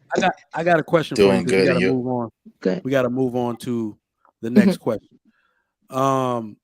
What are some characteristics, are the best characteristics of great fathers? Oh, consistency, being very not controlling, but be a good leader, like very authoritative and has direction, a vision for his family. He has good morals. He's surrounded by good people. He finds joy in providing for his family. Um, he's on his purpose. He has a purpose. Um, and he loves, love Cece said, like you said, maybe they don't outwardly show that love, but by their actions and what they do that they love you. He should be about action, not just talking about it all the time. And definitely, ideally, I would like a man or a good father to contribute back to a community of some sort and serve something higher than himself so that he can keep himself in check, in a sense. Okay, bet. Who we gonna get in next on this? Rondon, you there? Yo, My man, what are some of the best characteristics of great fathers? um, assertiveness, leadership, um, being decisive. Um, shoot, that's probably knowing knowledge of self, well traveled, um, well versed. That's all I got for that one. I bet. Mr. Rich. No, he's not there. In fact, we'll go to CEO next. What are some of the best characteristics of great fathers? Just provider, protector, serious about education, really investing in the children is the best thing I can think. Not just having children and saying, I pay the bills, but I'm saying really investing in the children and realizing that they are your replacement. They're the future of us. It's not just do what I say, go where I want you to go. It's you're really supposed to be serving them. You brought them into this world and you're supposed to be empowering them, raising them, rearing them, and trying to give them the best chance they possibly have at being successful when you're gone, taking it further than, I'm saying, you're supposed to be giving it to them. It's about them. Once you choose to have a family, like my personal belief, it ain't about necessarily that the woman and children serve me. I want to be of service to them. I brought them in the world to be, the next version of me, a better me. You know what I'm saying? And the next generation of our race as a whole. So I'm trying to create better Black people for the future so that Black people in the future are doing better than we're doing now. Bet. King Spark, what are some of the best characteristics of great fathers? I would say resilient individual, a disciplined individual, loving, patient, visionary. Indeed. All right, who didn't get in on this? Israel. Yes, sir. He What took you a got? couple of mine. But I would say the first thing is consistency, being consistent. The second thing is being a visionary. Absolutely. Someone's in the background noise, but being a visionary. Absolutely. Being able to have a plan and have a vision and cast that vision and cast that plan. Being organized and really having discipline, to being organized, having discipline. And I think that being able to be, I don't know if there's quite a word for it, but it's the ability to not be too strict and too strong, right? And at the same time, not be too lenient or too loose. It's a nice balance. You know what I'm saying? Being balanced. I think that's the word. Being balanced. Yeah. I like that balance word. I see Logic in I didn't get. Oh, okay. Go ahead. yeah, you go ahead, Logic. I'm about to drop the link again. Oh damn, I done dropped the question. My bad. Let me copy the link. Let me remove the comment. Anyway, Mr. Rich, what are some of the characteristics of great fathers?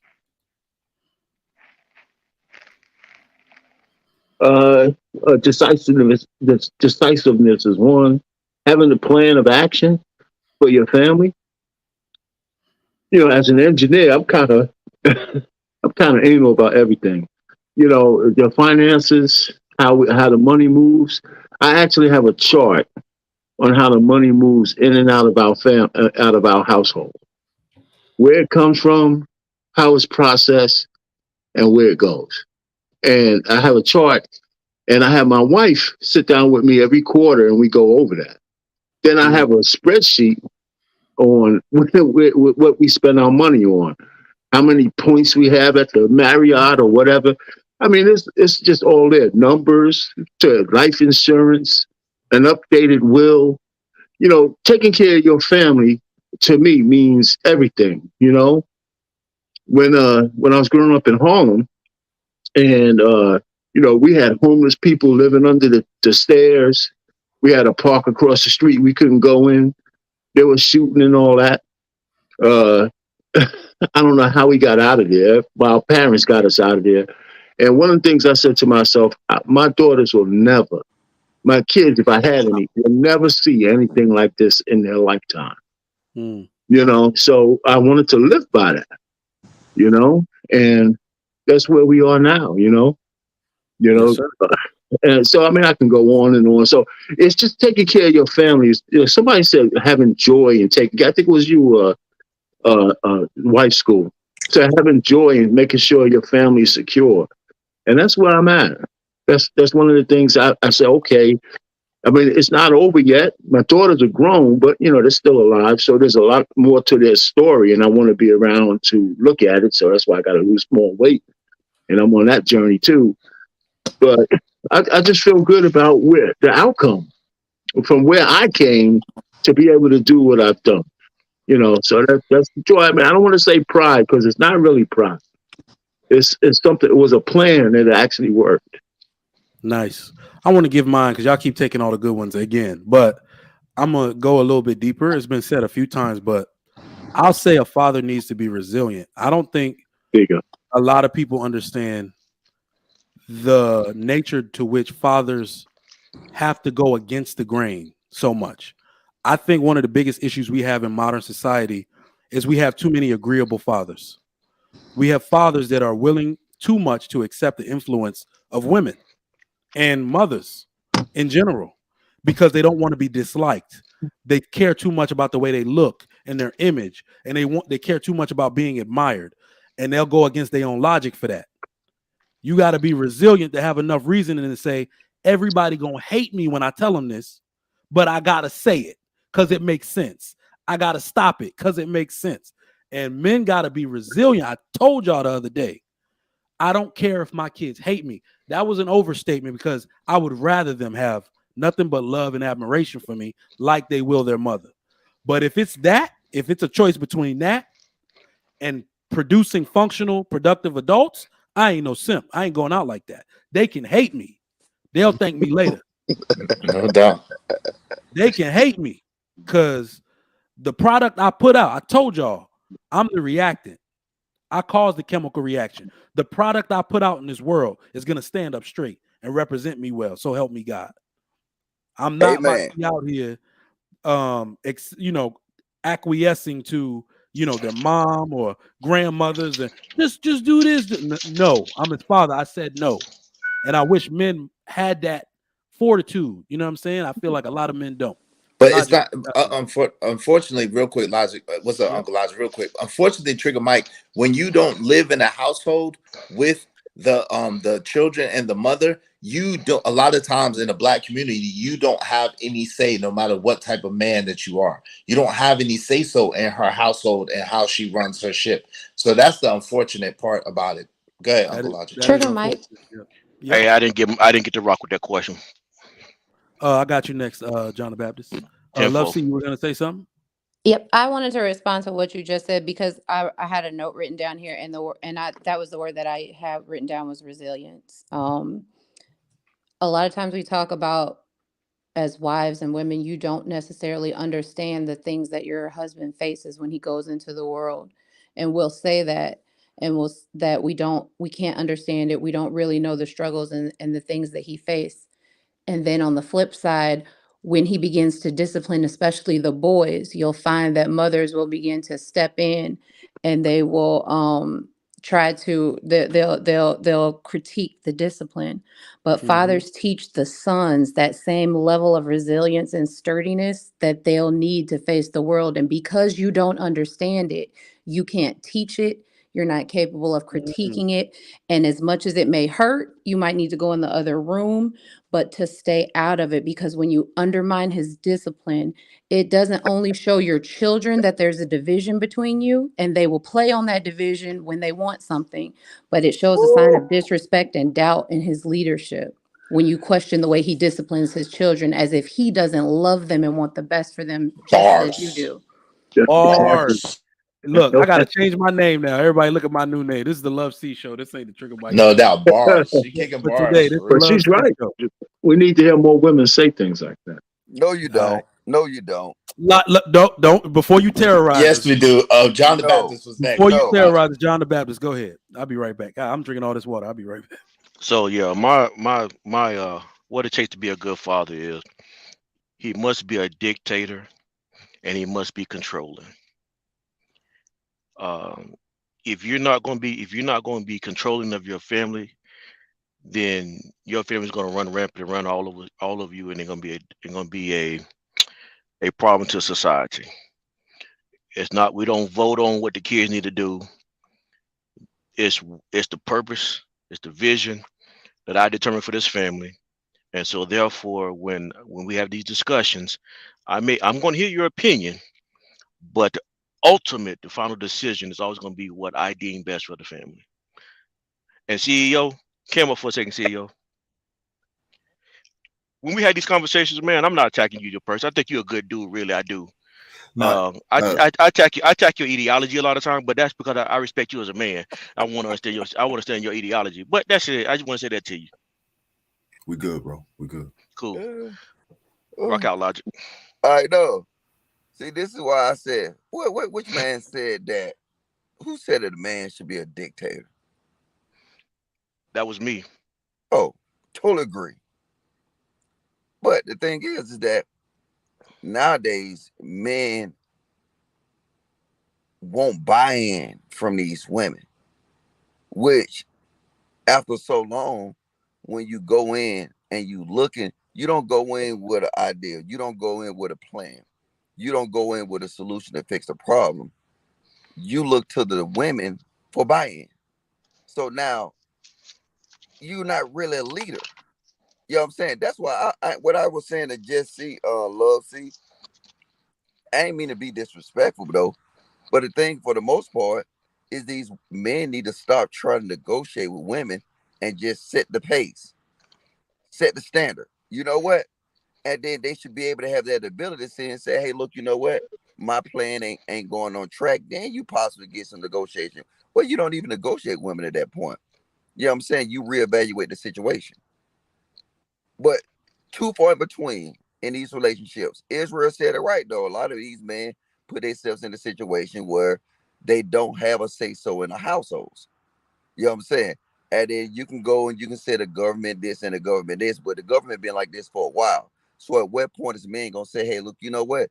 We're gonna stop bitching, we're gonna stop winning, we're gonna stop complaining, and then we're gonna start just looking to actually do things. Everybody talk. What you gonna do? Do things. You know what I'm saying? Yeah.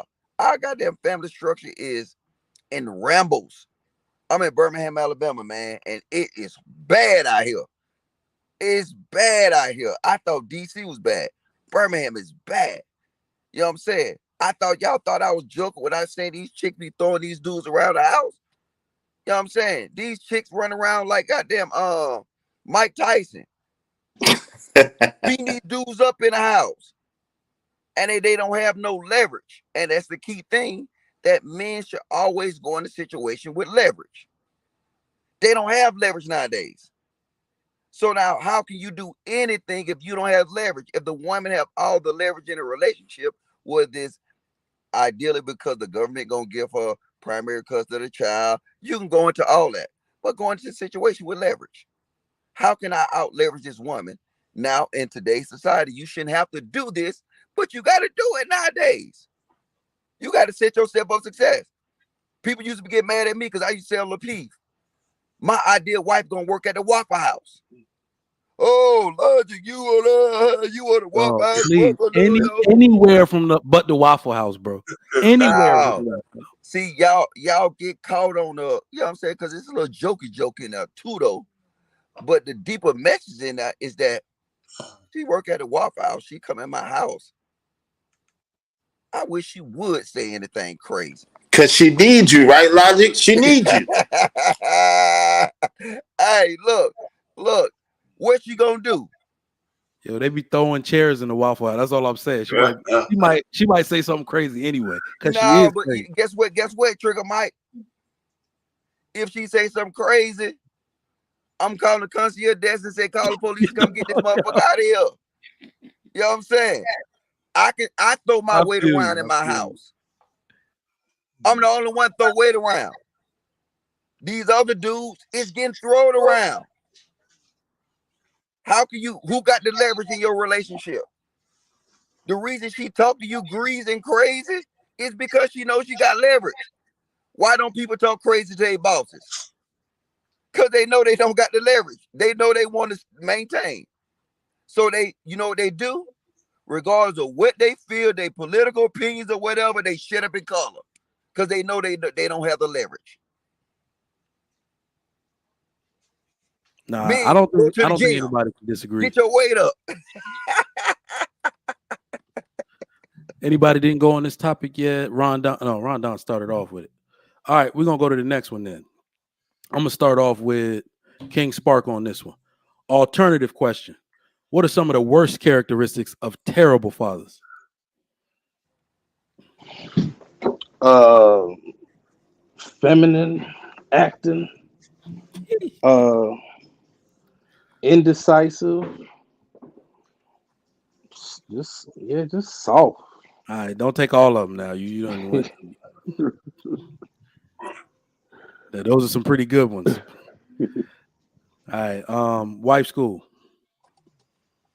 What are some of the worst characteristics of terrible fathers?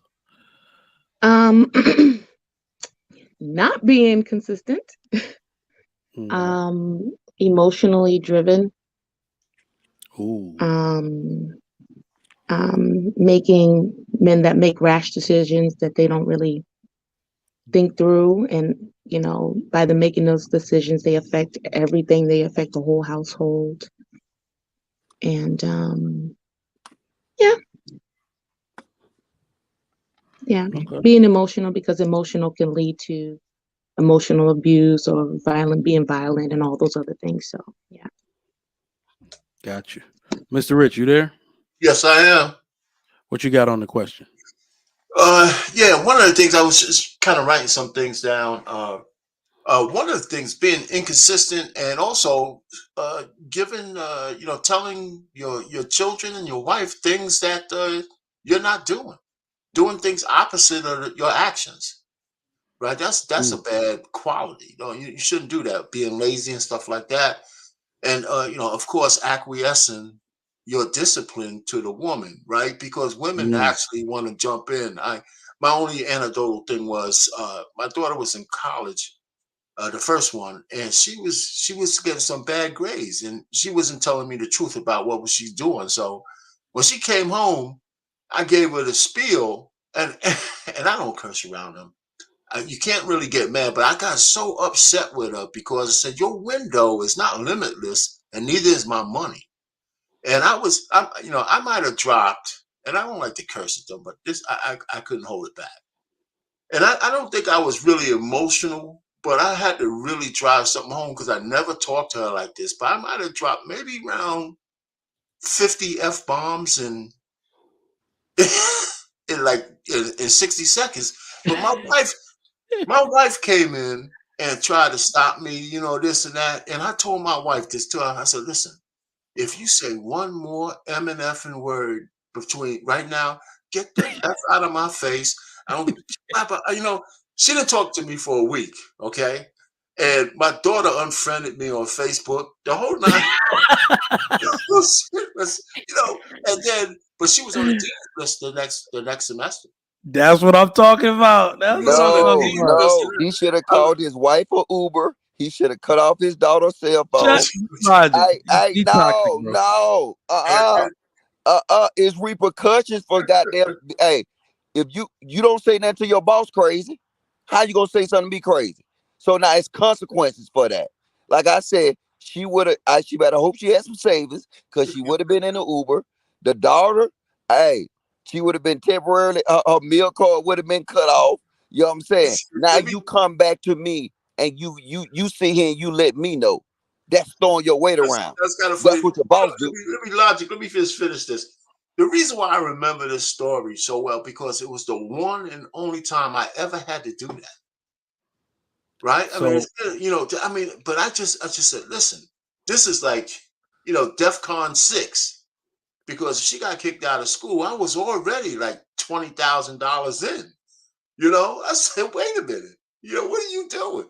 Mhm. It was, and she was on the straight and narrow after that. So you know I what you mean, did though? You know what you yeah. did though, Mr. Rich? It was Because the right thing to do, because my dad, he didn't cut no corners. I was afraid to get F's, C, anything lower than a B. And that's so mainly it because of my dad. He wasn't at no parent teacher meeting. The way he raised me to focus on my work, I tried to elevate myself to achieve everything he set forth for me. And that's only because of him and him being tough and not holding back. Right. Mm. so what you did there, I had somebody explain to me once that how this like she said her father wasn't docile. I met the guy before. Hmm. He was just very, very reserved. He was very consistent in his discipline, took things away from them, talked to him a lot and all of that. And they said right when she grew up, it was like right when she got into college, like between that 17 and 19, started getting bad grades, started hanging out with dudes a lot.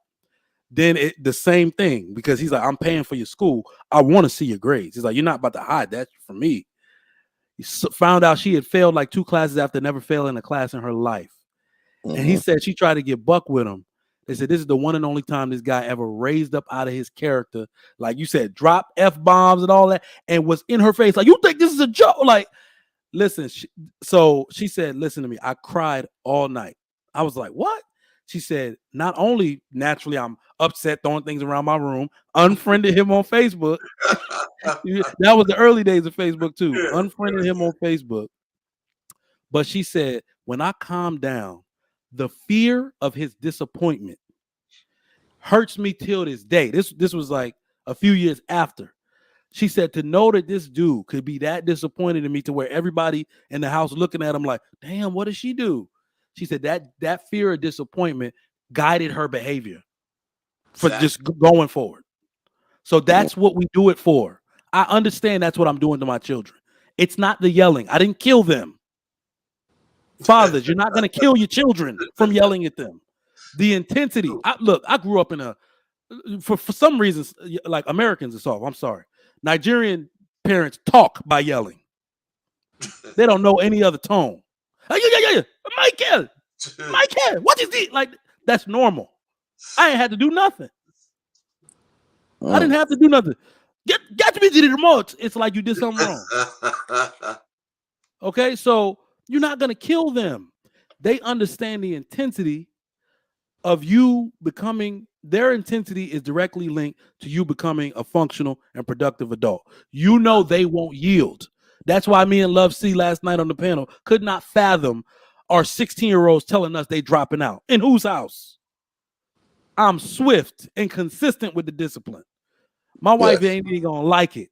That Nigerian plane ticket getting purchased so damn fast. You want to see what life is like for people who don't go to school? Let's go take a vacation. We coming back though, and I'm gonna leave their ass there for 90 days. But Trigger, I got a question though, right? Him yelling is a reaction to the situation, correct? Yep. But it's truly not an action. See, this is the thing. You can yell at your kids, and they was like, oh yeah, and then happened. You know what I'm saying? I just got yelled at. Like I said, see, my daughter wouldn't have had the opportunity to block me on Facebook because she wouldn't have had a phone. I'm saying, look, when I yell at my daughter, it breaks her down. Yeah. And I'm not gonna, I can play the soft daddy role, but no, it's still consequences that you gotta go through. So now I'ma still make sure, you know what? In my house, my kids, it's called electricity punishment. Play with me if you want to. And then now they automatically know electricity punishment means anything that consumes electricity, you're banned from it, right? Banned. Don't play no games at all. Does that include the refrigerator? Say that again. Does that include the refrigerator? What a refrigerator is dry goods only. Thing. I'm not trying to start it. But watch this. Bottled water. Hey, look at it now. I didn't had times where I didn't drop my son Xbox off the 3rd level, right? Knowing that it's gonna cost me $600 to replace it, and knowing but guess what? It's the action. See, people respond to actions. Imagine if your boss, like I keep saying it, because we have to relate it to something that we appreciate, like our jobs. Imagine your boss just being disappointed at you. Oh, that's all? I came late and he just disappointed? No, the only thing that, you know what I'm saying, gonna catch your attention is when you start running your ass up and docking your pay. You know what I'm saying? Putting the marks on you. You know what I'm saying? And that's it. That's why, like I said, I can yell. Yeah, it probably do something, but I guarantee you they will respect my actions. Now, that's what they'll fear. They will fear my actions. I done seen that. Look, in the military, I've seen that pay docking correct some of the most insubordinate people in my life. Boy, You thought nothing was gonna happen? They took that pay from you? Oh boy. hey, Article 15 will straighten up anybody because you start messing with Anybody. their pockets. You mess I with just their wanted to say pockets, and on the guess what? topic of just Who? one thing I wanted to say is when we discipline our children, like we have a certain way that we want things ran in our households and we discipline them for crossing that line. But I think it's really important that when you discipline your children, that you actually take the time out to kind of talk it out and help them understand why you have established certain rules, how you feel what they're doing is affecting, like to help them see your ultimate plan and everything so they can kind of be on the same team with you. I'm not doing this just because dad, it wants to control everything you want to do. I'm doing this because I believe if you do this, it's going to end up in this way. And I don't want that for you. Just make sure that we're not just disciplining and putting down a strong arm on our children. We're making sure that, because that'll even help them understand how they're supposed to be like. Seeing the logic and why you're running the household a certain way is preparing them to run their own households. You know what I'm saying? So Oh yeah, I agree with that 100%. Now, I think some parents do it I in agree different too. ways. My dad was a bit masterful with it because he did that while he was whooping my ass. So the speech came simultaneously. I ain't gonna lie. You know how hard I worked to get to this country. What? This is what? So yeah, talk to your kids. Preferably the way CEO said it is a lot smoother. Let them calm down and let them know. I realize something about parents too. If you fancy yourself an intelligent parent, and this is something I've pretty much strived to do, you can make your kids uncomfortable in a variety of ways without putting a damn hand on them. So there are plenty of things that will make them understand other than whoopings. Now, I'm not ruling them shits out. I was raised a certain way, but diversify your punishment. There are plenty of ways, and this is something I learned in the frat. That's all I'm gonna say. Mm-hmm. Anybody you're scared to come into this frat, they'll go, I don't want to do this. I ain't doing nothing to you. There are plenty of ways I can make you uncomfortable without laying a hand on Trigger you. Mike. My Yeah. son is 13, and then I put him on electricity punishment. I said, all right, electricity punishment for a week. He'll come in there crying, Daddy, can I just get a whooping? No, nigga. No. I'm telling you, No. you got to hit them where where it hurts. Yep. You see what I'm saying? And then that's about knowing your kids. See, the thing is, they can get yelled at, they can get all that kind of stuff like that. And then a lot of times, this is what happened in the black community too. A lot of kids got numb to beans. A lot of kids got numb to being yelled at. But at the end of the day, when they're allowed to do the basic things that they wanted to do, that it was comfortable for them, you know what I'm saying? I didn't went so, man, I ain't gonna even go there. Look, I bought my daughter, man, this $600 pillow, right? And she loved it, right? Nah, get here. It's gone. And then now she see me laying on that pillow. You know how much that, yeah. And then I come in there, I flex on them.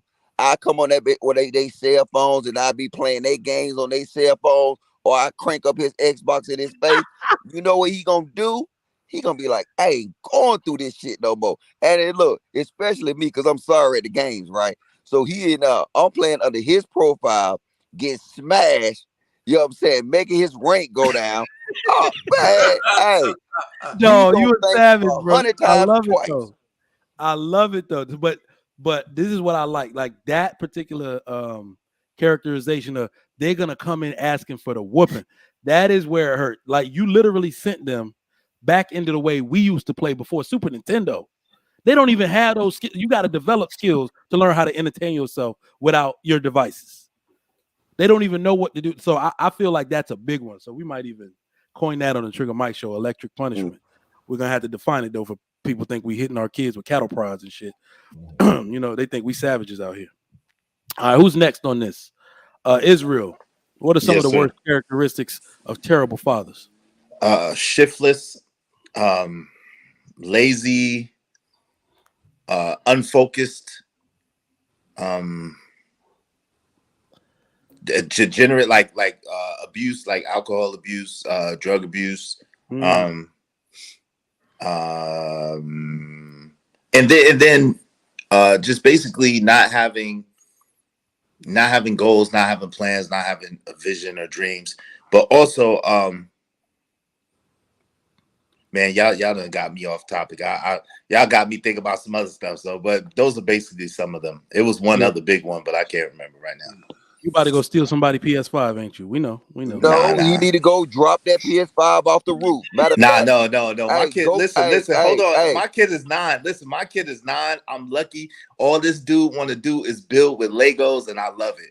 All All right, well, this kid like is cars and Hey, Legos. take his favorite Lego set and take it to the nearest bridge and throw it off of that bitch. Man, now but I'm being honest, Uncle Logic. My kid is a good kid right now. You know, he's the only child between his mother and I. You know, he got older brother and sisters, but he's the only child between his mother and I, and so he's a good kid, man. Overall, like he already know. He already know. I got the fear of God in him right now, so I'm But blessed see in that regard. see, people look at it like the people on the panel right now might think I'm ape shit crazy, right? Y'all can, you know what I'm saying. But the thing is the only thing that keep you in line in the world today is fear. You know what I'm saying? The reason you don't go drunk driving or whatever because you got fear of getting caught. The reason you don't speed is you got fear of getting caught. The reason you Mm-hmm. don't do a lot of things is because of fear. So now, why do we think it's a bad thing to instill fear in our kids? I don't It's at all. not my Mike. Yo, we would tear up in the house, right? My mom, she was, oh, because we're in the Christian home, you can't watch like BET, MTV, all that stuff. So we be in the house like, damn it. We hear that clunking truck. We hear that truck. We be like, yo, dad's coming. Like everybody get the house, get in order. He coming, we acting like we reading the book or coloring, you know.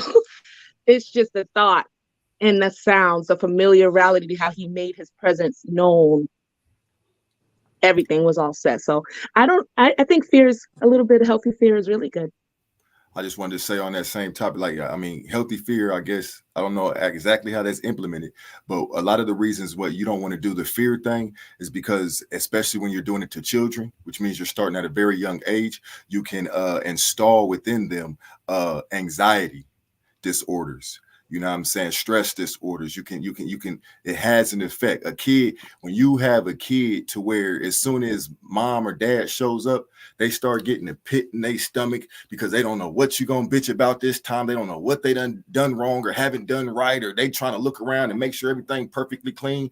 And then you come in the house, they trying to run into their room and shit because they just know you about to bitch about or get on them about something and stuff.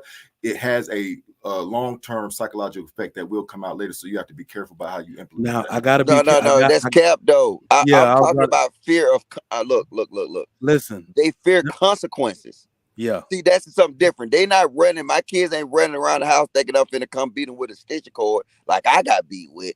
Like, you know what I'm saying? I used to get beat with the goddamn rubber stoppers that was on front of the damn door. You know what I'm saying? The screen door. You know what I'm saying? That's a different type of fear. And my kids have a healthy fear of consequences for their actions. yeah. And before I implement any consequences for their actions, I make sure they understand. And they know a big thing that I don't play with is lying. So now with lying, like you look, that's max punishment, and they know what that is. Max punishment. I want every credit card. I want every electricity thing. I want everything to buy you electricity. You know what I'm saying? Hey, yeah. Give me the look. I might look. I'm savage. Yeah, you like them fucking them Jordan ones, SpongeBob that cost $600. How you feel if the Salvation Army get them bitches? See now, that's what I'm saying. They got fear of the consequences for their actions, and if you make it known that look, I'm just here to implement. I'm doing the same thing that a boss would do to you at your job. I'm doing the same thing that the dean would do to you at your college. I'm doing the same thing that a loan company would do if you default your payment. It's consequences for that. Yeah. All I'm Yeah. showing them and them life skills. So now you can say and say, oh, he go now well, your ass can't run from the tow truck if you ain't been paying your bills. You can't run from that eviction notice in the shelf. So why would I raise my kids like that? Yeah. We got to be very careful as well, because this is what happens when we try to. I told you a lot of these things need to be black and white. If we make it gray, the kids are going to suffer. All right. So I get that too much, like overbeating, too much punishment can lead to anxiety. But we have the opposite happening now, which is lack of respect and sense of entitlement. So that's the white part. I'm going back to black. And that's I'm worse. disciplining. I will That's take the worse. fear. I That's will worse take though. the fear. I'm not lying. It's that Trigger Mike. extreme for me. I Listen, will that's take the worse. fear. That's Trigger worse. Mike. Exactly. Their lack of respect. See, this is the funny thing And the about entitlement kids. is worse. Here's the funny thing about kids. They have a lack of respect and a sense of entitlement. That shit doesn't just happen in your house. That shit happens outside. They got a lack of respect for other people's property. Now you getting cops coming to your door. You didn't even expect it. I will take the fear over the lack of respect and sense of entitlement. If we being real, this stuff got to be black and white. We can't keep making it gray. I'm But just Trigger being But Mike, Trigger when Mike, you one thing implement them that punishments, do they fear you or do they fear the consequence of their actions? They both. feel the consequence of BOUF. action. Both. No, that no, look. Both. it's a that's that Oh, go what ahead. I'm Logic sorry. explained though. I think that's it, the key to me. The key to having sound discipline is one, before you discipline, letting them know what the expectation is beforehand. Not they embarrass you and now I'm whooping you because you got embarrassed. I'm letting you know what I expect from you. I'm laying all that clear out, and I'm letting you know what's going to happen if it doesn't happen. That's the difference between discipline. There's always a desired result based on a real life experience, a real life consequence, something that means something. That's what gives you the confidence in the discipline, because I know I've given you this. I know you know what was expected, and I know that you were wrong. Because if you don't lay out, if you just abuse instead of discipline, or you don't build a level of respect, or you don't reward when they do well. A lot of times we don't reward when they do well. What you'll create little hypocrites. They'll know how to do what you say to do in front of your face, and then when you're gone, they'll do whatever they want to do. And a lot of that can fall, by not having firmly established what needs to be done. When you tie that to a real life consequence, hey, you don't show up for work on time, you're not going to get paid. The same way, if you don't get to school on time, you're not going to. The way you get paid in the house is with the game or with the clothes or whatever it is that they want. Children always want something. But having that balance of letting them know, I'm not afraid to withhold discipline from you, because I'd be doing you a disservice, and because you know why this is happening. When they have an understanding, they might fear the pain, they might, fear whatever is coming, but they know that they signed into the agreement with you because you explained it to them, and that's what's necessary. But love, see, you see all that extra shit Uncle Logic get for them kids. Shit, they know what time it is. He doing what he's supposed to do. They know what time it is. You know what I'm saying? They got a whole bunch of, from what he's saying, they got a whole bunch of luxuries and a whole bunch Yeah. of stuff that obviously they deserve from through their good actions. But when they're not doing what they're supposed to do, then that stuff get taken away. That's only right. You know what I'm Oh talking yeah, about? I don't disagree with what he said. I don't disagree with it at all. I think every parent is going to put their own twist onto how they do it based on, where they came from and what their vision is for their family. So I wouldn't tell someone else how to do that, the methods, but I'm saying that, to have a principle behind when you teach your children principles, those extend beyond your roof. Indeed. All right, John the Baptist, you next. What are some of the worst characteristics of terrible fathers? Biden voters. I'm Some of the playing. I'm worst sorry, char- man. some of the worst characteristics of a father. One of the worst characteristics is a man who can't choose, women, because that's a big sign into, if he can't choose a woman to reproduce with, he can't make good decisions. It normally falls off into how he raises kids. Mm, If you pick a woman that's combative, your kid's gonna be combative. If you pick a woman that resents control, your kid's gonna resent control. So one of the worst things that make one of the worst characteristics of a father is a man who can't choose, and a man who tends to negotiate with people. hmm That's deep. I ain't gonna lie. That's kind of deep.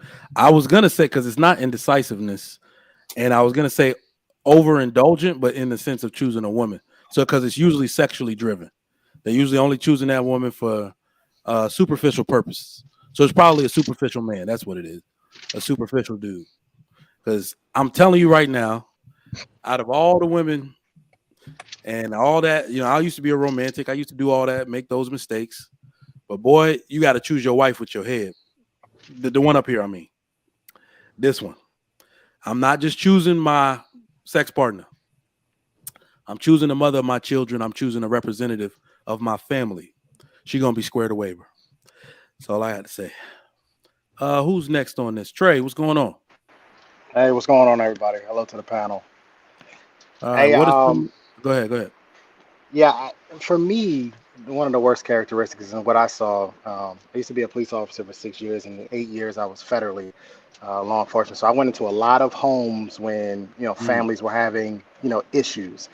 Yep. And the one thing that I saw from the men was a level of hypocrisy. You're asking your child to do something that, or not to do something that you did, and they weren't able to actually communicate. This is why I'm telling you not to do it, because if this happened to me, these particular reasons. A lot of the men were just telling their kids, just don't do it because I'm telling you not to do it, right? And in order to effectively communicate with your kid, you have to be able to explain the negatives and the positives. For me, my son is 13, and we just had our first conversation about weed, smoking weed, right? And he was talking about his friends were doing it, and I asked him, "Well, did you do it?" He said, "No, I didn't do it." And he said, "Well, did you ever do it? Have you ever smoked weed?" And I told him, and I can tell him with a straight face, "No, I've never smoked weed a day in my life." So the expectation is that you are not allowed to do this, and the reason why is because I'm telling you that I've never done it. So I'm not telling you to do something that I've never done myself. I'm telling you to not to do this because of X, Y, and Z reasons, the reasons that I gave him. But ultimately, I also explained to him that at the end of the day, you're going to make the choices that you decide to make, right? But you must understand that there are consequences that come along with those decisions that you're going to make. And then I outline the consequences. I outline the legal consequences, and then I outline the consequences of what's going to happen in my house when I find out. So he has a full understanding of what could potentially happen to him depending on the choices that he's made. And that's how I've raised my son. I've always raised him to try to be a critical thinker. I want you to use your head. I want you to think about things and think them through. And I want you to be able to anticipate the positives and the negatives that are going to come down the line. That's how I've raised them. And I will raise my daughter to be the same way. But I think one of the worst characteristics of what I've seen when I went into these houses with dads were, and I used to tell them, well, tell your son why you don't want him to do it. Tell him what happened to you and why you don't want him to do it. Tell him so he understands. And typically that opened up a line of communication. The son was a little bit more, the kid was a little bit more receptive to listening to their parent because they knew that it was coming from a good place. It was coming in good faith. I'm not just telling you to do this just because I'm your dad and I'm in a position of authority. I'm telling you these things because I know potentially the outcomes and I'm trying to save you from them. Yeah. Not only what you said is so beneficial for like parental advice, but fathers in general. This is where I have issues with people and their birds and the bees sex talk. Let me know if I'm wrong, but a lot of parents give this talk as if they were perfect angels as teenagers. I hate that. I hate it. Some parents give the talk about sex like they never had, like they're fruits of the immaculate conception or something. I'm going to tell my kid, I understand what you're feeling at this time. But let me tell you all the disaster this action can reap. I felt the same way. I had the same urges, yada, yada, yada. I believe being real with your children in that way can help them gain a new level of understanding. Not this person that don't know is telling me, or this person that hasn't experienced. What is one of the number one things you hear in all of these BS shows like Euphoria? You don't know what I'm going through, mom. Like parents were adults their whole damn life. You don't know what I'm going through, like, because they believe that we didn't do the same damn thing when we were young, and they invented shit like sex and drugs. All kids think they invented sex and drugs. So, kudos to you, man, Trey, because that's how you break that barrier and let them know you're also a human being who has experience, who had these thoughts, who had these urges, and what. And I'm gonna be honest, the reason the panel's so quiet. Yo, can you hear me, Trigger Mike? Hold on. Can't nobody tell their kid they ain't smoke no weed. That's why everybody was like, well, shit. Nah, I could tell my you. kid. Wait, I never smoked weed either. Hey, Yo, Trigger nobody Mike, tell their kid hold they on. ain't Can smoke you hear no me? weed. Can you hear me, Trigger Mike? Yeah, I can hear Yo, you. I never smoked weed. I could tell my kids that I never smoked weed ever in my life. But this is the thing, right? So what you're gonna find out is when your children get older, I don't wish this on you, but I know this to be true. Nothing that you say, all of a sudden, so kids go through phases, right? And at one time, you're your child's hero, right? And you are the greatest things to slice bread as a father. You are everything to them, right? So in the beginning, you know everything to these children, right? Then they go through a phase where you don't know nothing. So I just want you to be prepared for that because children go through a phase where their parents don't know shit. All children do it, and they think that they know better than their parents. And then when they get older and they have kids of their own, or they get much older, much more experienced, they realize that you knew what you was talking about again. But that's just what happens, man. So you can't really say that just because you tell your kids this and that and this, that, and the third, that they're necessarily gonna adopt to it like a fish to water. That's not necessarily true. Right. I don't think the point is trying to get them to adopt to it. I think as Yeah. parents, especially as fathers, my job is to give you the outline, to give you the guidance. Ultimately, at the end of the day, kids are gonna do whatever the hell they want to do. Right. Uh-huh. And our job is to show them that there's consequences to the things and the choices that you make. And I am either here to help you avoid those consequences or I am here to help enforce those consequences. And one or the other. Right. But I will say this to your point, Trigger Mike, because I lost my virginity at 14. So my son is 13. So we're getting ready to have some real conversation here within the next few months because I was young when I lost my virginity. And I obviously don't want him to go down a path that I went down, but I have to be honest with him about how it happened and what happened. Right. So he can have a true and full understanding of where I'm coming from. But I just know I've just been in these houses and I've seen 16, 17-year-old kids that, yeah, they look like they're listening to their parent. And then the next day I catch them out on the corner doing whatever they're doing. You can only paint the picture, but you can't really get them to do it. Hopefully, they'll trust what you're saying. They'll follow your leadership. But ultimately, at the end of the day, some kids just have to learn the hard way. And that's unfortunate. Indeed. Yep, And I I that's like think what you unfortunate said. as hell. That's I Go unfortunate as ahead, kind hell. of It's Latif. true. agree with Israel a little bit, but like I know kids are going to do what they want, but I rather my voice be that voice of reason that they're listening to when they're going into a hard situation than their friends or other influences. So I want to be that little angel on the shoulder and that voice of reason in their head, even Yeah, if and they're I going to go and into that situation. I'm harping on what Trey said, where it's like I understand that I can't really stop them. So you're right, Israel, to a extent. The only part is the way my parents did it, and in my culture, they're gonna give you thoughts to contend with. You're not just the one thing I like about good fathers is that they're ever present. One of the kids I remember was a white kid that was like he asked like, "Why are you scared of your dad?" or "Why do you always jump up and kind of check yourself when you see your dad car coming apart?" I need to make sure I'm squared away. I said, my dad is like Jesus. He's like, what do you mean? He's ever present. Whether he here or not, he know if I did something wrong, bro. He know I'm trying to have that presence in my children's life. You see what I'm saying? To where even if you're going to do something wrong, you have that thought of the consequences that I'm going to unleash on your ass in the back of your mind behind every decision you make. Yeah, no doubt. I mean, no doubt, no doubt. I mean, that's a good point. I mean, I told my daughters, I have two daughters, and I told them, hey, look, I gave them a conversation. I didn't go into detail, like details about it, but I did tell them about pregnancy, about STDs, about, what I'm saying, the fact of, you wanting to have one partner and you wanting to have a husband and have a life and build a life. And I went through the whole spiel with them. But my whole thing was I was trying to get them to wait till they was 35. So that was like the running joke. I said, yeah, you need to wait till you're 35 to start dating. You know what I'm saying? In hopes if I said 35 that they'll land on like 26 or 27, you know what I'm saying? So that's how I did it. But yeah. Hey, Trigger, one thing my son can tell you is that his dad will pop up at his school at any point in time. He'll tell you Uh, that. He'll be like, I have no idea when my dad will show up, but I do know that at some point in time, I will turn around and my dad will be standing right behind me in the school, and I'll be looking at him like, I hope that you are behaving yourself. But I do that on purpose, and I learned that earlier. My uncle used to do that to me. He would just show up at my school. He would just randomly show up, and he was a police officer. He would show up in full uniform and just mm-hmm. show up and just be there. And I'd be like, okay. And one time he caught me doing something I shouldn't have been doing, and that was a really bad day for me. I'll just be honest with you. It's a really bad day for me. But I learned to do that with my son, and what I realized is that it helped to curb his behavior because he never knew where I was, and he never knew where I would be. And that's to your point of parents being ever present. I understand a lot of parents are working; they don't really have the flexibility. I respect that. But if you can, and you can do it, yeah, do those surprise pop-ups. And even the principals. I've had principals walk me to his class. I'm so happy you're here.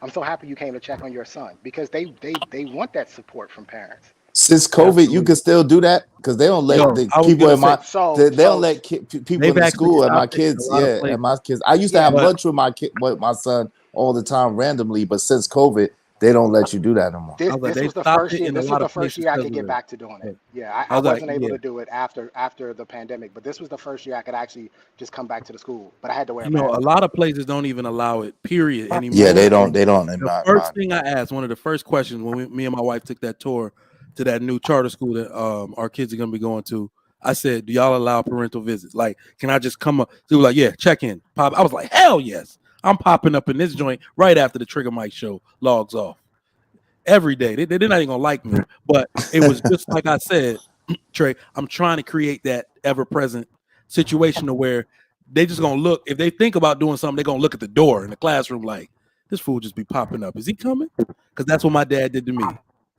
You know what I mean? So let's get the next person in who hasn't gone in on this topic yet. Because the next one I is haven't been. You see, I think y'all being racist because I ain't Nigerian. is that racist for real? Is that racist? Yes, that is. That's prejudice. Shut up. That's prejudice. Nah, nigga, you niggas racist, man. But go ahead, And you they, can and give me they, and the they mic. called us niggas. This nigga here. All right. What are some of the worst characteristics? You went on this one. All right. If you Nah, didn't, go nah. ahead. I just keep jumping in. I ain't go, but I can see to it. I went on the next question. Shout out to the Trigger You Mike know show, what? You man. know what? This. You can go first on this one. All right. So this is. I want everybody to think about this one. You don't got to answer if you worried about your work situation or whatever. Is the absence of fathers responsible for the expansion of the LBGYN community?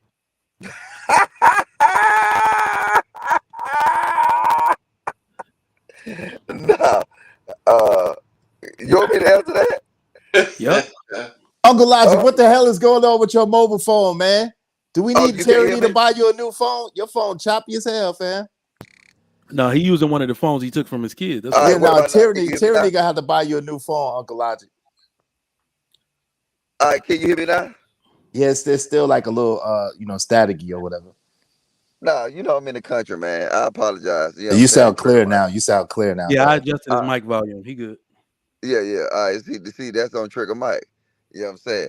But is so you saying is the lack of father responsible for the increased presence of LGBTQ activity in the black community?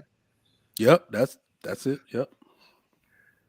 I said no. I said the increased level of masculinity amongst our women is leading to this. What it Mm. is that I said niggas get thrown around the house their whole life, right? They get thrown around the house in their relationships. They get thrown around the house by their mamas. You know what I'm saying? They fuck around and have a kid, get thrown around the house by their baby mamas. And obviously what they just and it got man, ooh, that's a good question. Damn nigga. Look, I think it's so many different layers to it, man. You know what I'm It's saying? I think layers, but I was like, you can't even just say no without peeling back some of them layers. yeah, It might turn into a yes. I can't blame it on the lack of presence of well, you can look Lodge, at you it. want Okay, my Lodge, you want me to go in front of you? go This go is one go hell go of a ahead. question. Wait, Go wait. ahead. Go ahead. Someone asked how. Wait. First, someone asked how Uncle Logic could be my uncle, and we the same age, cause we from the hood. You know how it is in the hood. The mama and the daughter be having kids at the same time. So shut up. Man, them niggas weak as That is fuck, true. bro. That is true. Tell That's them true. niggas to hit the link. You want to talk shit to Israel, nigga? Hit the link, nigga. Come up here. Now let John the Baptist go ahead. Go ahead, All John the right, go Baptist. ahead, John. Because my answer is simple. My answer is the same as it was the last time. Men cannot choose, so therefore the absence of the father and their bad choices again, not be able to pick women is one of the reasons why the LGBT community is so much growing with our kids now, because as Logic was saying, that it's producing there's a lot of masculine women who emasculate these young men, and these young men want to be like their mothers, not end up being like their mother rather than their fathers. So until men stop making this baby mama culture and start choosing better, you're gonna get the LGBTQ community growing, whatever y'all want to call it. Yeah, Indeed. but see, someone in the chat room was saying, well, the absence of men doesn't make men I attracted to was other just men. responding. But yo, I that's was not just even the responding. point. The point is that the gambit that they ran in the propaganda that they ran was able to be ran on women mostly, and women, black women especially, have been the main advocates and the main proponents of that movement. So Yeah, let me get this one, Israel. Let me get this one. go ahead, Trigger Mike. Because no, I responded to it. I told her to come up and explain. Hold on, let me find the comment. Let's highlight this. Callie, you coming to the front of the congregation on this one. You tried it today. You tried it. Okay, I can't find it. Fuck it. Damn All right. terrorists. Okay, there we go. Not having a dad doesn't make you sexually attracted to men. Noted. All right, so I'm gonna use this example I was using. So I didn't understand all this stuff. I was privileged enough to grow up with two parents, and one of the places I loved most when I was younger, maybe like double digit 10, I loved the barbershop because I love to watch black men talk. I just the same way we talking right now. I just love to watch grown black men with situations and circumstances in life talk. I She's like to asking see. for the link, Trigger Mike. I'm gonna do that in a second. Now, attached to my barbershop when I was young was a beauty salon. I know that happens a lot. And one of the things that used to confuse the hell out of me is when some of these women, some of these hairdressers would bring their son, their young boy, something like Beyonce or back then it was Destiny's Child. Something would come on and the boy would start shaking his booty or doing some kind of girly dance. And all the females would start clapping the boy, telling him, go boy, doing I would look at the face of all the men in there, and I would be confused myself, like, what do they think about this? Is this weird? And I could see it's something that they didn't want to accept, but it's not their child, so they minded their business. That is how we get to this problem today. It is extremely hard, and this is something I want the single mothers to understand. It is extremely hard for a man to help you without proximity to his children. Mm-hmm. When y'all live in separate homes, if you are blocking him from being ever present in that child's life to display that masculinity, that emotional and social security that they need, so your son can develop the masculine nature that you complain about with the men you trying to date. Those men you trying to date that you're calling feminine, they don't step up. You creating that in your own house by cheering that boy on when he dancing and popping his booty. Damn, y'all bro. created this problem. You cooking, fam. Bars. Y'all created this problem by keeping and isolating them from their fathers generation over and over and over. That is the beginning of the problem. It's not that you are attracted to men because you don't have a dad. You're trying to be more like your mom. You're speaking against the dad. You're cheering him on and giving him positive reinforcement for feminine behavior. But then you complain about the lack of masculine presence in your home and in the life of your children. It doesn't make sense. And they champion the causes of the LBGYN community as well.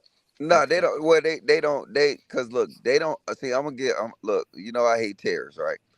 They don't necessarily champion it. They tolerate it and don't call it out. When it affects them, No, sir. They champion it. They champion it, brother. They are writing legislation for them. Yeah, Okay, they're wait, at the wait, weddings, wait, wait, bro. wait. They're at the weddings, bro. Let me finish explaining. Then you know what I'm saying. You might kind of agree with me. What I'm saying is they tolerate it because it don't affect them. Once it knock on that door, then you start seeing a reaction to it. Normally, these women don't want their sons to be like this, but they don't understand that's the environment they put them in. If you put them in, because I'm gonna use my life for an example, right? My family is led by women, right? I very rarely see one of my motherfucking uncles. I don't know where the fuck they at. I'm down here right now and I ain't seen one of them niggas yet, right? It's a women led, you know what I'm saying? And one of y'all niggas probably can attest to this too. You know what I'm Sure. saying? The black community is led by women, and then The households are led by women, single baffling women. And now, if you having these young males being raised in this environment where, yes, they're seeing their mama twerk, so guess what? They gonna want to twerk. You know what I'm saying? If a bitch see a goddamn son put on the heels and he at a young age, she gonna think that's a joke. Well, a man will come in and knock the air out his ass, right? But they don't have that presence. Trigger Mike is right.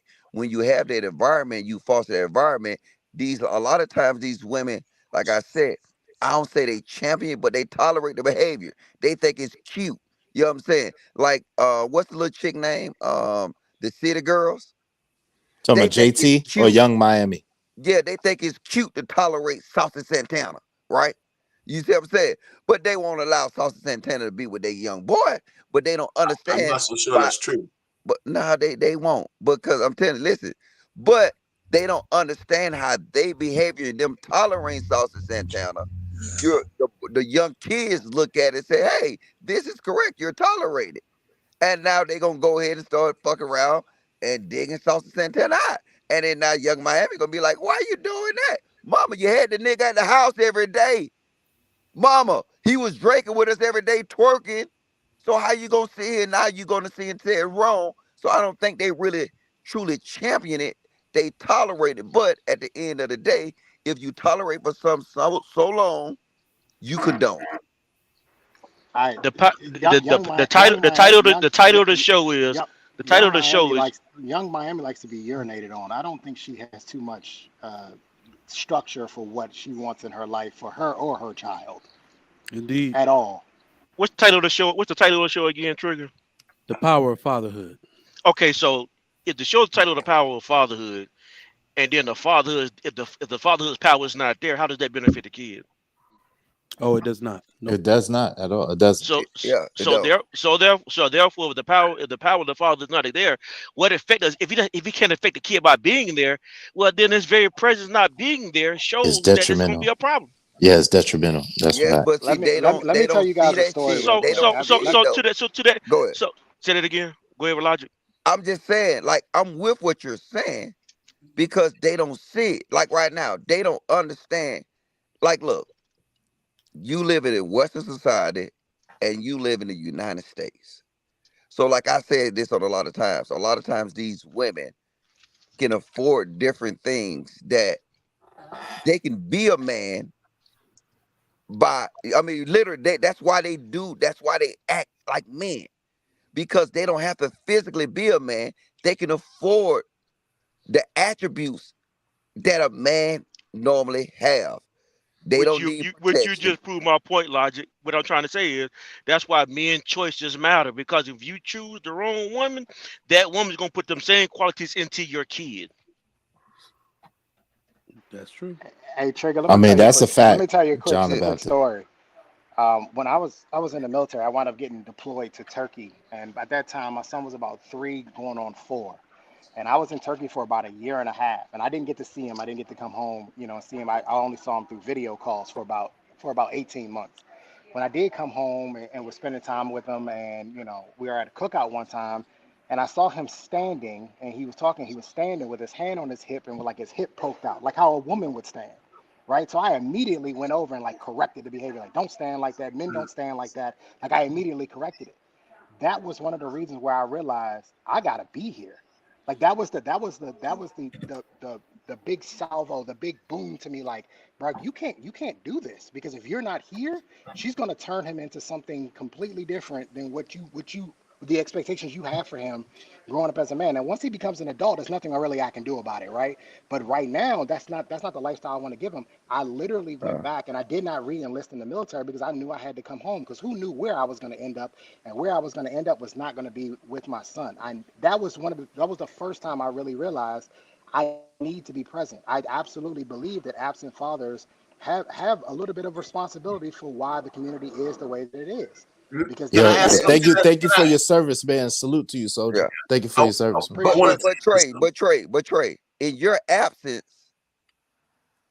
who was the man? well, there was no man. That's just it. Yeah, No, but no, no, no, no, no, no. It was a man. No, Yeah, No, but logic. no, A no. woman It can't was be a no man, man. Uncle I Logic. I the, know Come on, you're It was lo- man. no not. the, man. the logic point, the Listen. logic point is I that the know. man. Wait. Hold on. I know it wasn't a physical dick as the man, but that goes into my point. She was the man. Yeah, but logic. The logic point No, is no, she the wasn't the man. logic point The is masculine that energy, he Okay. got it from me. he was willing to change his plan to be in the house. That's the deal. When you recognize the fact that a woman's going to try to fill the masculine role, which she can't, no matter what they do, no matter how Yeah. tough they want to be. The real issue is, are you willing as a man to change what your plan is so you could be present inside the house with your kids? And I'm writing this piece that I'm telling my male family members who have shacked up with their girls and have babies out of wedlock. I'm saying, how could you possibly leave your kids open to the fact that if your relationship breaks up and some other asshole is trying to raise your kids? I mean, as soon as I started having kids, it was over, man. It was no way I was going to let another man come in and try to raise my daughters. Happiness was out the window. But But Mr. I Rich, got Mr. that Hold though. on, Uncle Logic, real quick. Mr. But Rich, no, but y'all missed the point. The question was I had for y'all: in absence of a man, that woman is the man. And I agree with what you're trying to say. Because I I'm good don't. like this. If men are the leaders of the household, why we not have one dear mama song, a dear daddy song? Why every time a black nigga win a national championship, he thank his motherfucking mama? You know what I'm Because saying? the father's not No, around. wait, hold up. No, Only that's not always true. Shit, Dwayne Wade's father. Listen, yo, that's not true. Dwayne Wade's father freaking raised him, taught him basketball, taught him everything he Right. knew, and his mother was a damn crackhead that turned a preacher. And they did a 30 for 30 on Dwayne Wade, okay. and 90% of the Outlier. 30, That's an 30 for outlier. 30. That's an Hold on. outlier. That's an Congratulations. 90% of the outlier. 30 for 30 Congratulations. was about Okay, Dwayne Wade's mama. you're not disproving my point. No, Yes. it's not Okay. disproven. I'm saying to your point, actually. No. I'm saying, okay, Dwayne Wade, you got it, right? But how many other niggas that we seen hold up a fucking Super Bowl trophy, a national championship trophy, win a Grammy award? They're gonna thank their mama. That's what I'm telling you. So Yeah. like in the absence No, of a Patrick man, Mahomes wasn't thanking his mama, and he just held it. He just won a Super Bowl. okay, And so neither is you John need Outlier. Morant probably won't naming either. Why can't these she just be a isolated parent incidents. instead of a man? Yeah, you naming these Yeah, she isolated can't be a incidents is man still though. going to prove All the right, so point that so what's next? After, okay, you're Logic. right. Your point is What's being next? proven because of the sheer numbers. The majority, it's just a number game. Right. There are more. Yeah, that's the only reason why that point is valid. But when you have actual men that are out there, John Morant's dad is at every game. You yeah. know what I mean? Like there are actual So fathers that are LeVar out Ball there. too. LeVar Ball too. okay, so now They thank their mama because their y'all mama got took hey them to look, practice. I'm doing it bigger than the NBA. I'm doing any type of success. Like I said, look, I'm not saying the LeVar Balls don't exist. The John Morants. I didn't know about Dwayne Wade, but I give you that one, right? Cool, got it. But when we're talking about a majority, LeVar Ball is not a majority. John He's Morant not. dad is not a majority. A majority of what we see is the dear mamas, the mama songs. Mama, I ain't never heard a goddamn boy to man say, Daddy, Daddy, you know I love you. Name me one daddy song. No, Luther Vandross, you Luther niggas gonna Vandross my prove dance it. with his father daddy. Luther Name Vandross had a Luther Yeah. hold Vandross, up, that's my wait, dance father with niggas, his too. hold up. father. Name me one daddy song. Luther dance with his Luther Dance with my daddy. Dance with father. my Vandross, that's my father. father. Luther, but and then guess what? Luther danced with his father. Luther was probably the sweetest nigga on earth. I See, was So about to say that's a see, bad that example. We walked in. God That was rest a his bad you soul, use example. that man. as an You said, example. That was a bad example. We walked right into that shit. God Yo, damn. man. Oh man. That's Damn, we walked into that. All right, who's next on this? Who hasn't gone? Neighborhood, you there? Oh no, I didn't go yet. All right, I'm on. Mr. Rich, go ahead. But listen, one of the things is, and I disagree with Logic trying to soften this shit. Black women have been the modern black woman, not all black women. I'm gonna just say that because we have a lady on board. They've been the conduit for every fucked up thing that ever happened to the black community. And LBGYN people are the same. They don't just tolerate it. They fucking are a conduit to let these people usurp who we are as black people. I mean, this whole thing that everybody hates Ron DeSantis down there, if you read the planks of why he said those that goddamn curriculum, black curriculum that he wouldn't let go through the AP curriculum, Talk about it. every single plank of black history has some connection to the fucking LBGYNs, man. Black No, hell woman is it God. don't. Black woman is Facts. God. No, hell it don't. Facts. No, Yes, it if you does. read it, Yes, it does. That No, I'm entire saying like in curriculum, real that life it entire don't. curriculum No, no, was wait, about hold on, stop, LGBTQ. stop, Hold on, hold stop, on. man. let In me real life finish. it don't. No, he's talking about the books. No, I know, I Those got you, books, I got you, yeah, I they're got you. tying The the black curriculum. Yeah, community. yeah, they're to trying to tie LGBTQ. that. I got you. Let me try to land this. We got to realize that when blacks made civil rights here in the United States, every other group tried to piggyback and usurp the civil rights for black people where we don't even have none anymore. And the worst atrocity is white women started becoming minorities. How the fuck did that happen? Excuse my language, I'm sorry. So the Skittles community has used us to get everything they want, and once they have that, they don't have no more use for us. That's a fact. So I want people to go read those things that Ron DeSantis says. I'm not letting this in. And there was 6 or 7 planks, and at least 5 of them had an underlying level of how it impacts the LBGYNs. That's crazy. I said, what the hell is this? What the hell do they have to do with black history? Nothing. Right? Listen, So Nothing. I've Absolutely told, nothing to do Black with black woman is history. God, listen, and so when you let me make black tell you. women, Nah, Let me tell stop you. that, John the Baptist. A Let me black tell woman you is why. not Let me God. tell you why I did I'm it. finna make a point. I'm finna make a point. Yeah, go ahead. Black woman is God. When you had this mentality that black woman is God, these are the things that you get when you edify a woman. I'm not trying to say that we should respect our women. We should, but you Yep. do not make a God out of a woman. God determined the order is always going to be God, man, woman, child. No But what we're doubt. trying to do here, we're trying to elevate women to a God status. It's never make black women God. You and I'm not saying disrespect women, but I'm saying you keep it in order. And so That's when you right. get it out of order, you get the conversation that we're having right now. Mm, Listen, You Aren't you you you not you disrespecting? only listen. you dethrone the power of the Father. Listen, that's right. let me tell y'all something, because if we take this out of the God realm, let's bring it down to reality where we can also prove this to be true. Women have used shame against men, and because of power. Let me tell you something. When a woman gets power, she is not less abusive than a man. She is not as abusive as a man. She is Way more more. abusive Way more abusive. than That's a right. man. That's right. Women with power behave exactly like men with power, except worse. It's that worse. They have 100 shamed times men in worse. power. Now you watch them in power, and look what they do. That's right. They push narratives. So this is why I've been against critical race theory. Y'all can clip me on this. I don't give a damn. The reason I'm against critical race theory from number one is because it was written by a woman with no influence from a man. If you want to indoctrinate children, let a woman lead history. They don't talk. They don't even tell history about men. Women are far more discriminatory than men could ever be. 100. They isolate men out of the story completely to Yep. talk about their own triumph. The most equal we have ever been in history is when men are in charge.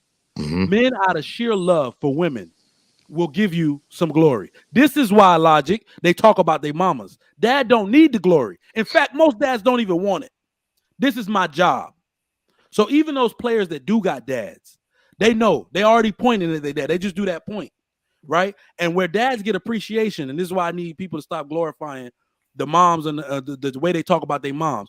Go look up how many players get drafted and are crying in their daddy's hands.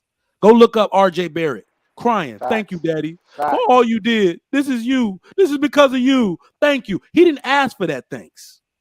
The daddy ain't gonna ask for it. That's why we don't get glorified. We don't need it. It's No our doubt. job. But go ahead. Who's next on this? CEO, I think you want to go. All right, so I'm gonna tie this into the last question because I didn't get a chance to answer that to either. You know my what I'm saying? bad. All We right, got these nigga, you lines. just like goddamn black women want to go back in When history. we, Nigga, when we goddamn got still when in we the present. Hey, what Logic, No, I'm look, playing. I'm playing with it, man. look, Y'all know I gotta hey, make a joke. God That's damn. that's a problem. We gotta have order, man, because you know what I'm saying. Because everybody keep chiming in and interrupting people. That's why people get left behind. You know what I'm saying. We got some type of structure. You know Bro, what I'm it's a saying. But joke, bro. It's a joke. I'm sorry. I'm I just making my apologize. statement. You know what I'm Some saying. But people what should get left. Some people should get left behind though. right, I feel you. I feel you. But we really have need somebody like of my caliber to determine which ones need to be left behind. Because you know what I'm saying. Y'all don't know which ones need to be left behind and which do. You know what I'm saying. But what I'm saying is this: one, when it comes to the sisters, you have to talk about the essence of women, what they really are, and the current condition of women who have come up in this particular society. So you got to be careful how you talk with them. You know what I'm saying? Like our women are in America, particularly because of culture, because of the greater society, they have been corrupted. They have lost their ways and everything. But if we had women in their true sense and their true essence, they're wonderful. They're something that you really want to have as a counterpart. You know what I'm saying? When it comes to the characteristics of fathers, you know what I'm saying? And expansion of the LB, I want to do the characteristics. That's the one I missed last time. One of the ones that I felt was most important is that you're not really investing in the minds of the children. You know what I'm saying? You might go to work, you might pay the bills, you might handle business, but how many times do you actually sit down with your son and tell him, okay, what are you going through lately? You know, what type of things have you been struggling with? You know what I'm saying? You know, well, at school, I'm being bullied. Well, how does that make you feel? How do you deal with that? What do you don't, well, for instance, a kid he at school, he being bullied. Now he's suspended from school. He come home, he's threatened because he's like, he knows he's gonna get his ass whooped. Then he come home and you discipline him. I told you, boy, you don't never get be suspended.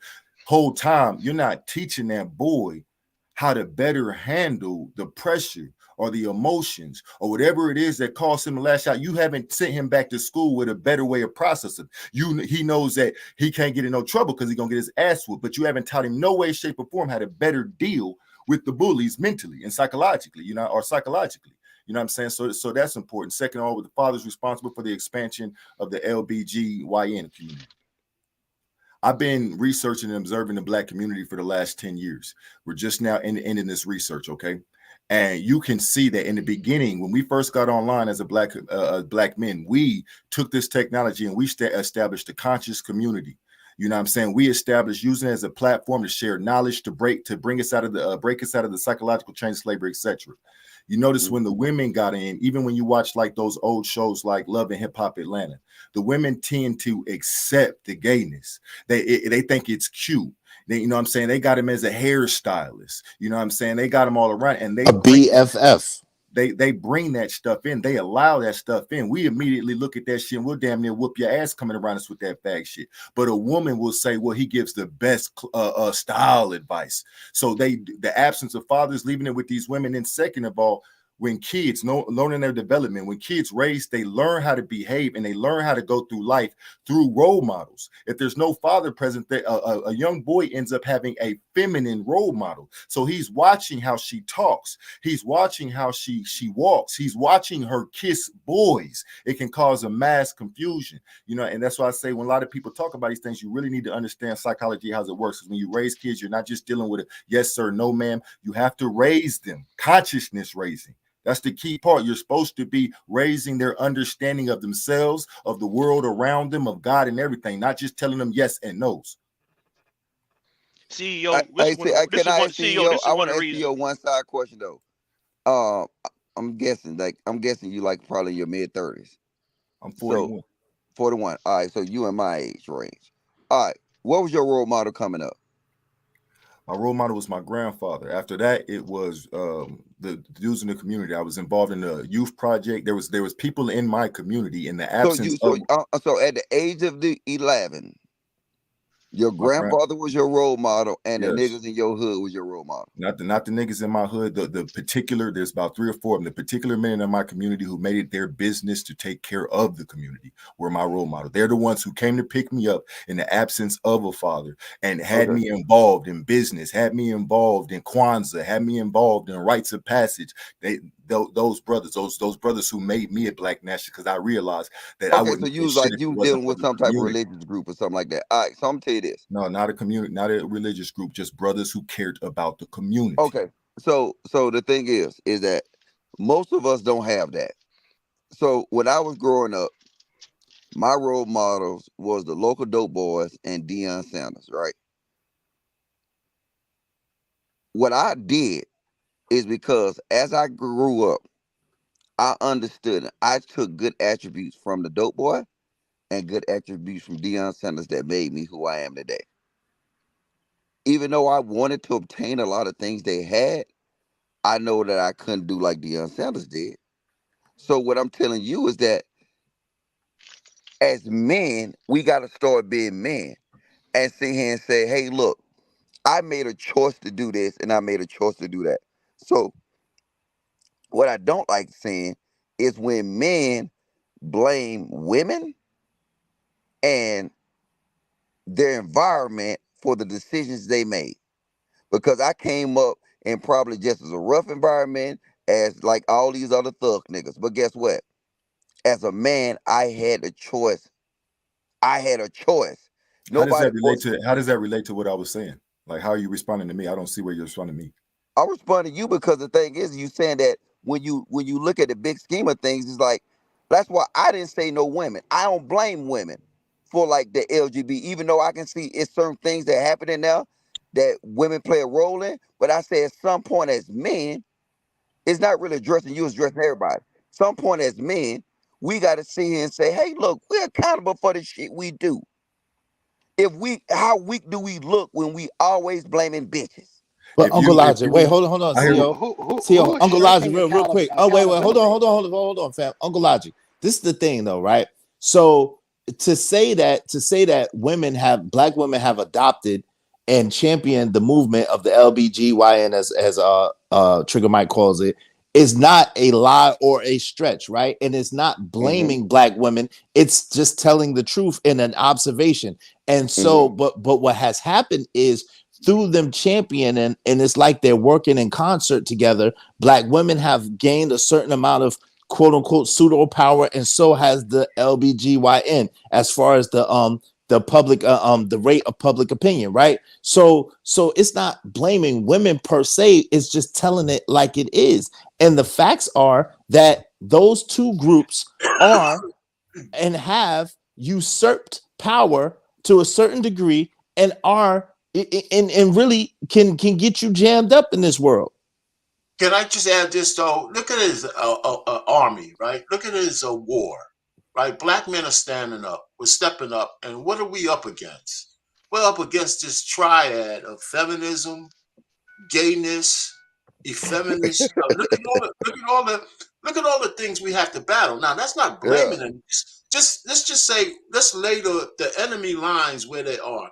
It's not black women because all black women are not for it, but the modern black women that we talk about doesn't just tolerate gay men; they champion it. Now they also have found out that the transgender men have now come after them because they can't even define what a woman is anymore. And that's making them say, wait a minute, maybe we have we have something we have to fight against. So it's not just that easy with them. There's a whole lot of gay guys on here, men with Johnsons and dresses telling women how to be feminine. So and now they're starting, and they want to go into sports, all the stuff that women fought for, they're starting to lose the Title 10, or was it 9? It was And 9. so It's nine. it's 9. So the point I'm trying to make is I don't blame stuff on women because I came out here earlier said we got to make sure I'm we about don't to red manage pill politics. rage. We don't go, get lost in our red pill rage. We can't do that. But some things have to fall on their feet. I mean, you know, and we don't have to say we need them to stop that. We need to go ahead and say, okay, this is one of the things that we have to counteract as men, right? And we can't be afraid to say, let me put it to you this way: Donald Trump. Yeah, have you guys ever heard of Six the Goddess? Six the Goddess had a piece on Donald Trump, who one of his planks for 2024 is an absolute war against all this transgender bullshit. And he stood up there and He said, got my vote. he said, for 5 minutes, he wants to pass laws to make sure they can't make kids transition into girls, cut their tits off and cut the Amen. balls off. Amen. He's supposed to keep it out of the curriculum. He didn't come in mince words and worried about being canceled. He came right out and said, Here's my plank against these, what's going on, this Sodom and Gomorrah bullshit that's going on. And I said, man, he's going to get a lot of votes. And to me, that trumps all Amen. black people who are afraid of white people. What the hell are we afraid of white people for now, man? What else can they do to us? He's going to get black votes. He's going to get a Latin vote. He's going to get independent votes. He's going to get everybody who can't stand what's going on with morality. There's 800 genders and shit now. If you want to be a dog, you could be a dog. And, you know, it's just all bullshit. It's man. ridiculous. Yeah, it's crazy. And Anyway, let me say that. Let me say this, because to your point, if for whatever reason somehow he pulls a Houdini, he gets back in office, there's going to be a lot of curtailing, because there are over 100 anti-LGBTQ bills before state legislators right now, and with a Republican Senate, there's going to be a lot of things that's going to be changing if he somehow is able to figure it out and get in that office. To your point, Arpan. yeah, that's it. I mean, And I won't be mad at all. I won't be mad at all, because it needs a change. It needs some lotion. It needs some sanitizer. It needs some damn disinfectant spray. This shit is ridiculous. Listen, man, I'm gonna tell you like this. Yeah, when you see it, so I saw what you were talking about, Mr. Rich, and I'm gonna tell y'all right now, that is one of those things that people think is highly controversial. Let me tell you why it's not. There's one group of people predominantly holding up the Democratic Party, and it's black women. And for some reason, black women think they own black men, and you think they own our vote. So black men are not traditionally liberals at all. I want you to understand that the state of the black community, 1960 and prior. Most married people in the United States, families were together. Everybody worked in factories. Everybody had pensions. They promoted marriage amongst the children in the community and all of that. That is not liberal principles. Those are conservative principles. Black men are traditionally conservative, and they know it to their core. So when you have all of this shit that y'all championing today, and you want to see black men turn God body, Super Saiyan on your ass to figure out who exactly they are, let Donald Trump come out. You're going to figure out exactly who black men are. They're going to put that man in office. You ain't even going to know black men. So many black men had the right to vote. Because listen, I don't know a black person that fills out the census. They think we 12%. They're going to realize we 37% once you bring that vote out. Hello.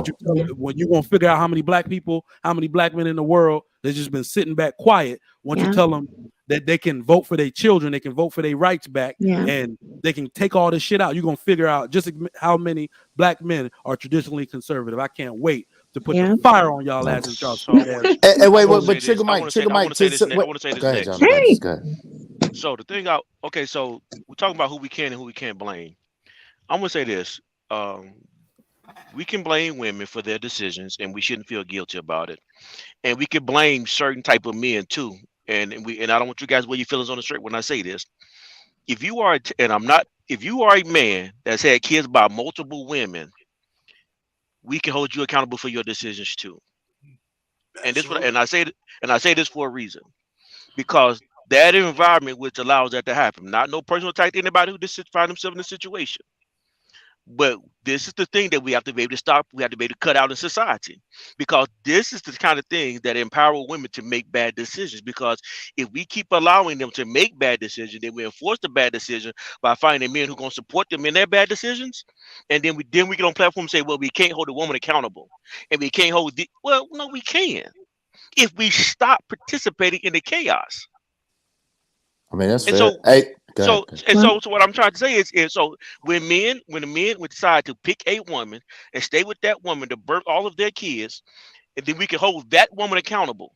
And if we leave women alone who refuse to submit to a man, then we can hold that woman accountable for her choices. But when we keep planting a cesspool of bad decisions, you can't simply tell me I can't say what I say about a woman and about certain type of men. Now, I don't want to involve men, but so go ahead. I shut up. No, you good. I just wanted to add on, but before we got too far off the point, someone said in the chat room that it's the same struggle. No, the hell it's not. Yo, civil rights and LBGYN rights are not the same rights. Yo, you have a choice on your sexual orientation and what you like. That is your choice. That's your preference. You don't have no MFing choice if you are born black or not. That is, yo, you have no choice in the matter. So civil rights is not the same thing as it pertains to Black people in America, is not the same thing as LBGYN rights. And like Mr. Richard's point earlier, this is the trope and the lie that has been told and sold to the community that has put us in the position that we're in. You know what I'm saying? They are usurping our struggle and trying to align with our struggle in order to gain power and in order to push us out. They're using our struggle and pushing us out simultaneously. That shit is ridiculous. But then, yes, sir. But then to John the Baptist, to your point, well, I forgot that, so I'll just leave that there. Go ahead. Thank you for clearing that up, because I think a lot I'd of like to people make don't a real quick understand comment.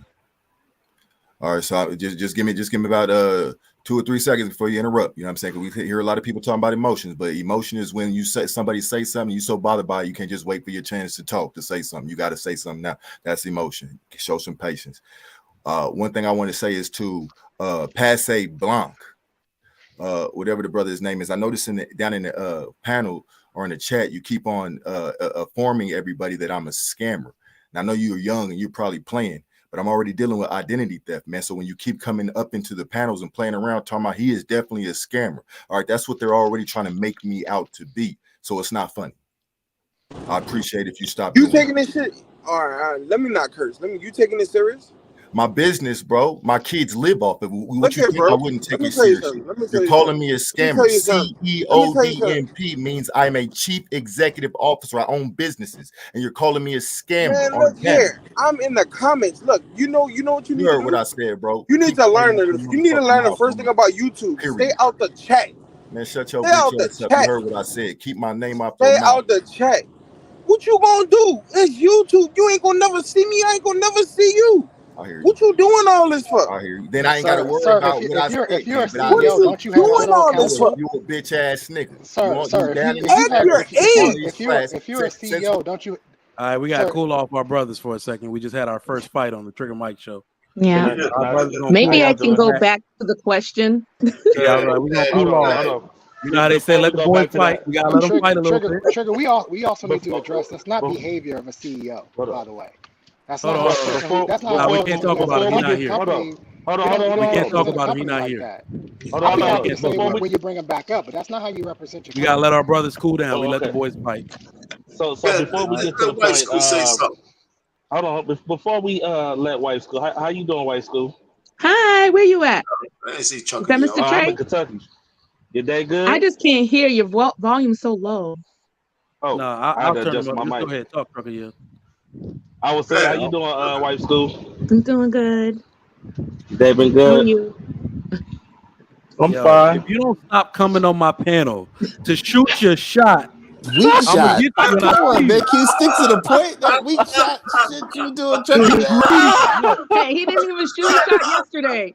You greedy as hell. Yesterday. That's funny. I was just. What you looking for, wife number 3? Nah. I was just, I'm just trying to show people, it's easy to just have a honest conversation with beautiful women. That's all. That's just true. Be honest. Yeah. So you honestly looking for wife number 3? That's what. No. I'm good. I'm good. Okay. I'm good, man. I'm sorry. I think y'all want to come over here with peace. The least peaceful person. I keep forgetting. Hold on, Trucker. I turned you up. Now you loud. All right, Cali Beth, what up? Hey y'all. Hey girl. Hey terrorism. Hey girl. Oh no. What's up, Trigger Mike? How you doing today? Oh, I'm good this afternoon. How are you? Good.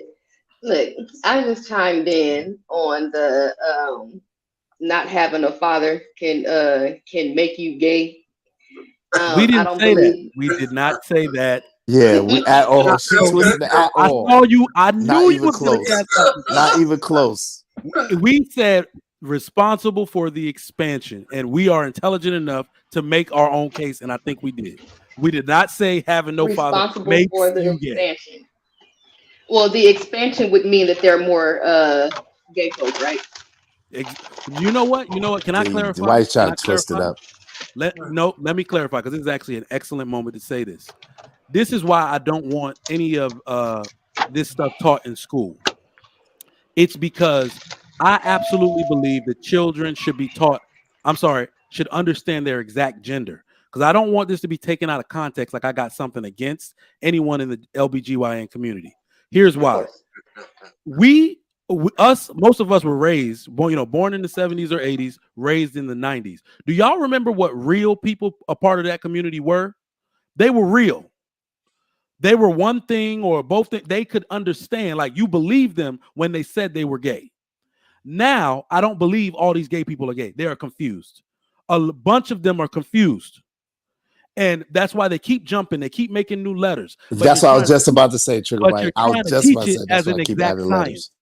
They're trying to teach it as an exact science, but they don't understand what it is. You cannot teach kids. I will fully accept, I'm going to say this right now. I will fully accept any child understanding their own gender, then deciding that they want to be something else once they fully understood it. Once they're grown. So the absence of fathers is leading to the confusion, which is leading to the expansion of the LBGYN community. That is my position. These kids don't even know what they are, and they talking about they non-binary. They're just creating bullshit to say. They keep adding letters, Now you said. Keep adding letters. Now understand this. Do ladies? Ladies, this is why men got to take control of the community. Yeah. Do ladies understand the repercussions of a man who thinks he's a man, then gets married, has kids, then wants to start messing around with other men and tell them you can't say nothing to them? That is what y'all are giving way to with this. Men need to understand that if you're gonna get with a heterosexual woman, be a heterosexual. If you're gonna have children with a heterosexual woman, you cannot just decide to jump in and out of a man's booty and then back into your wife's vagina. You can't do that.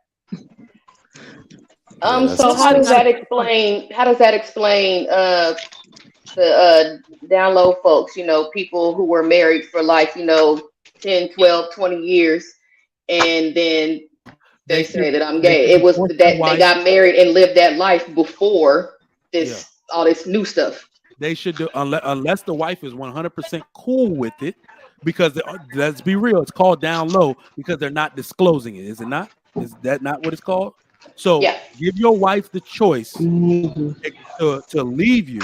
And that's what I'm saying. I have nothing against them making the decision. Don't take the choice away from that woman, because other things come into play at that point.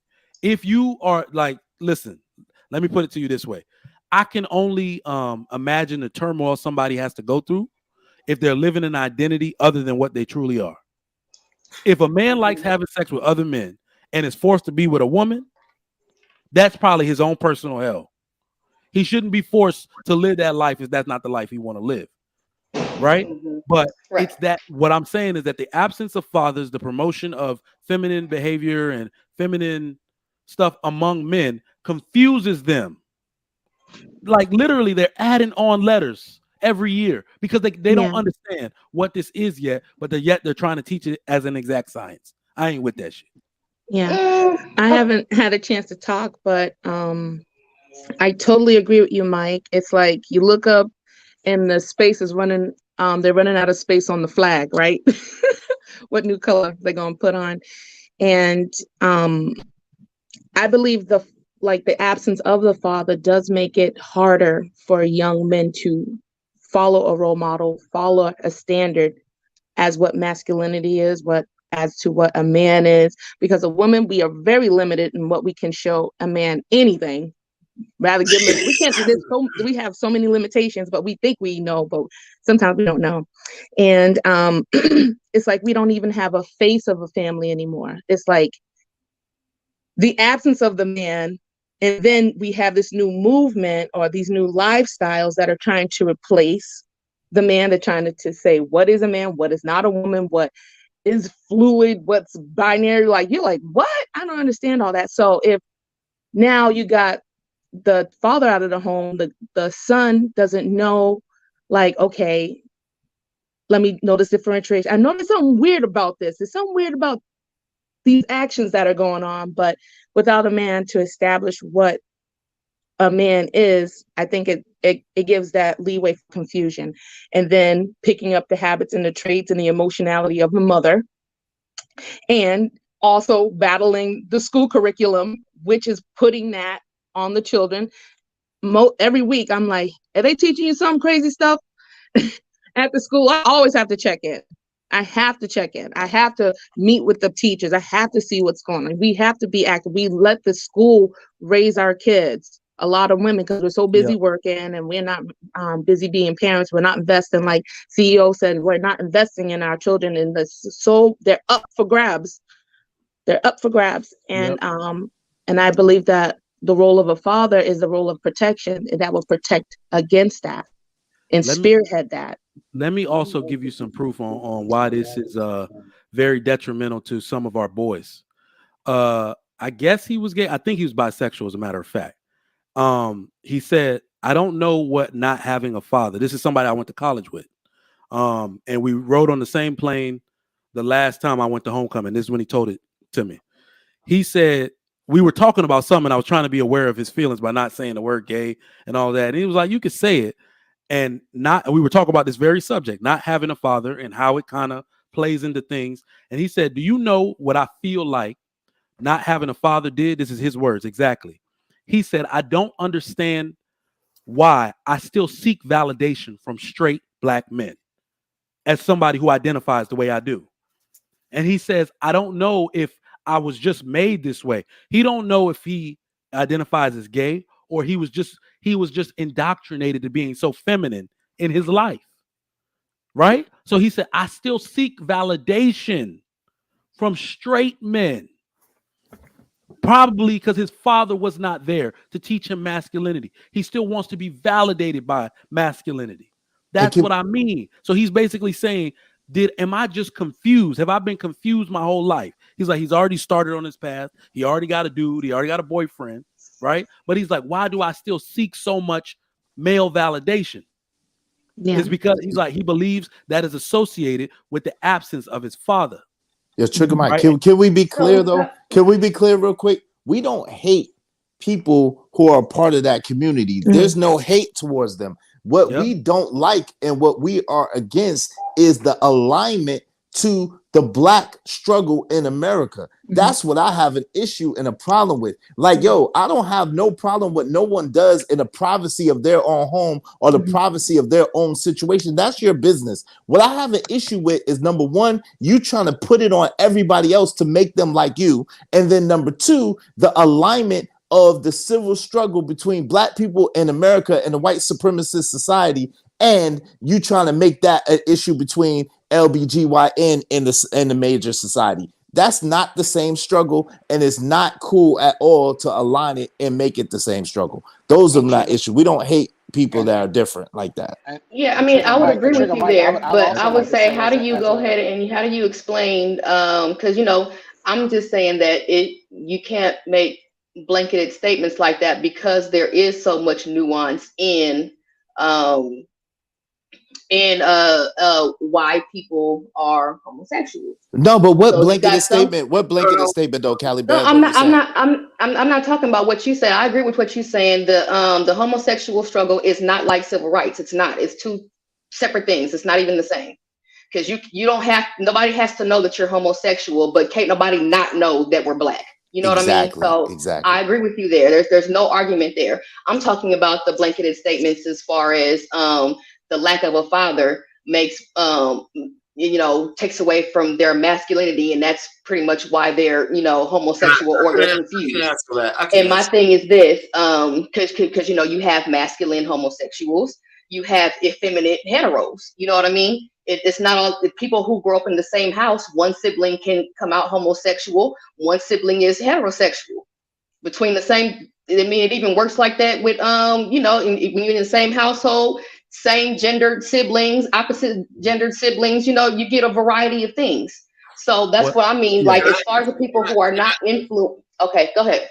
Can I at least try to touch on what you're talking about? Okay. Listen, if we had nuclear families where you have a man who's a leader and a wife who's a willing participant, the chances are your kids are not going to be come out homosexual, male or female, right? That's how it used to be, right?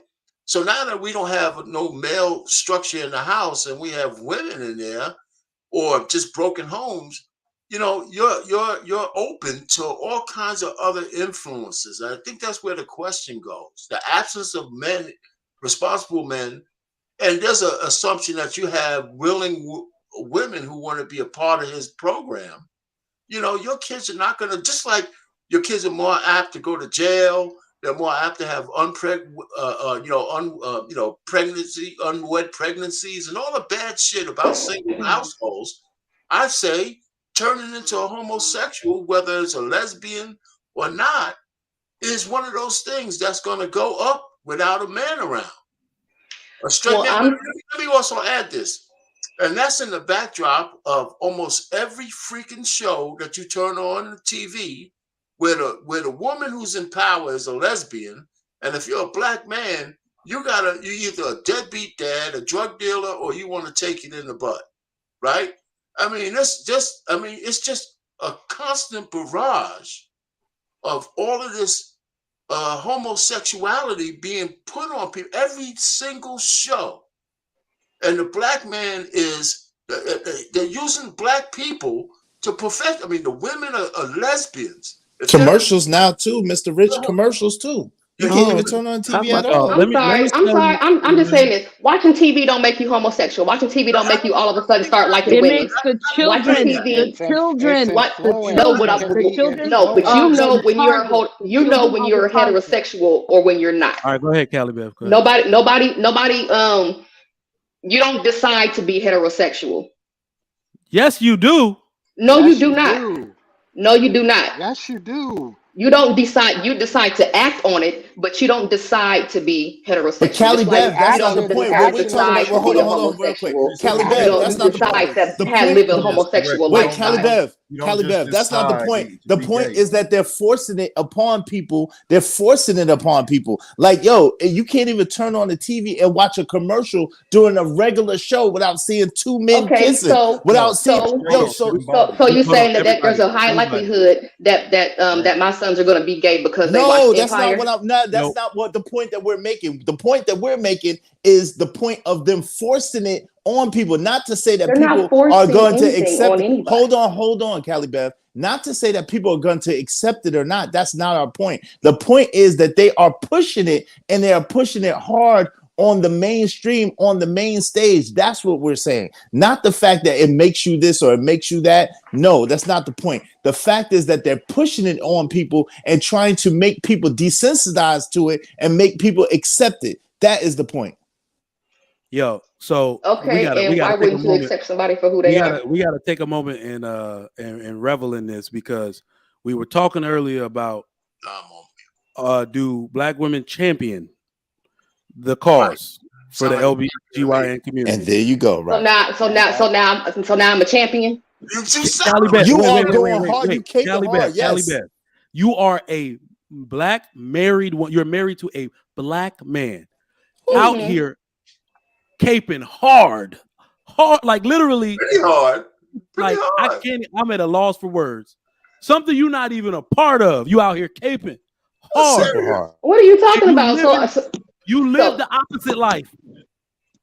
You like in order to make an argument, I have to live the life. No, see, you keep going what I'm saying, y'all giving these ridiculous excuses as to why I can't make an argument. Like, I don't know people who are homosexual who grew up in a two-family household. One symbol.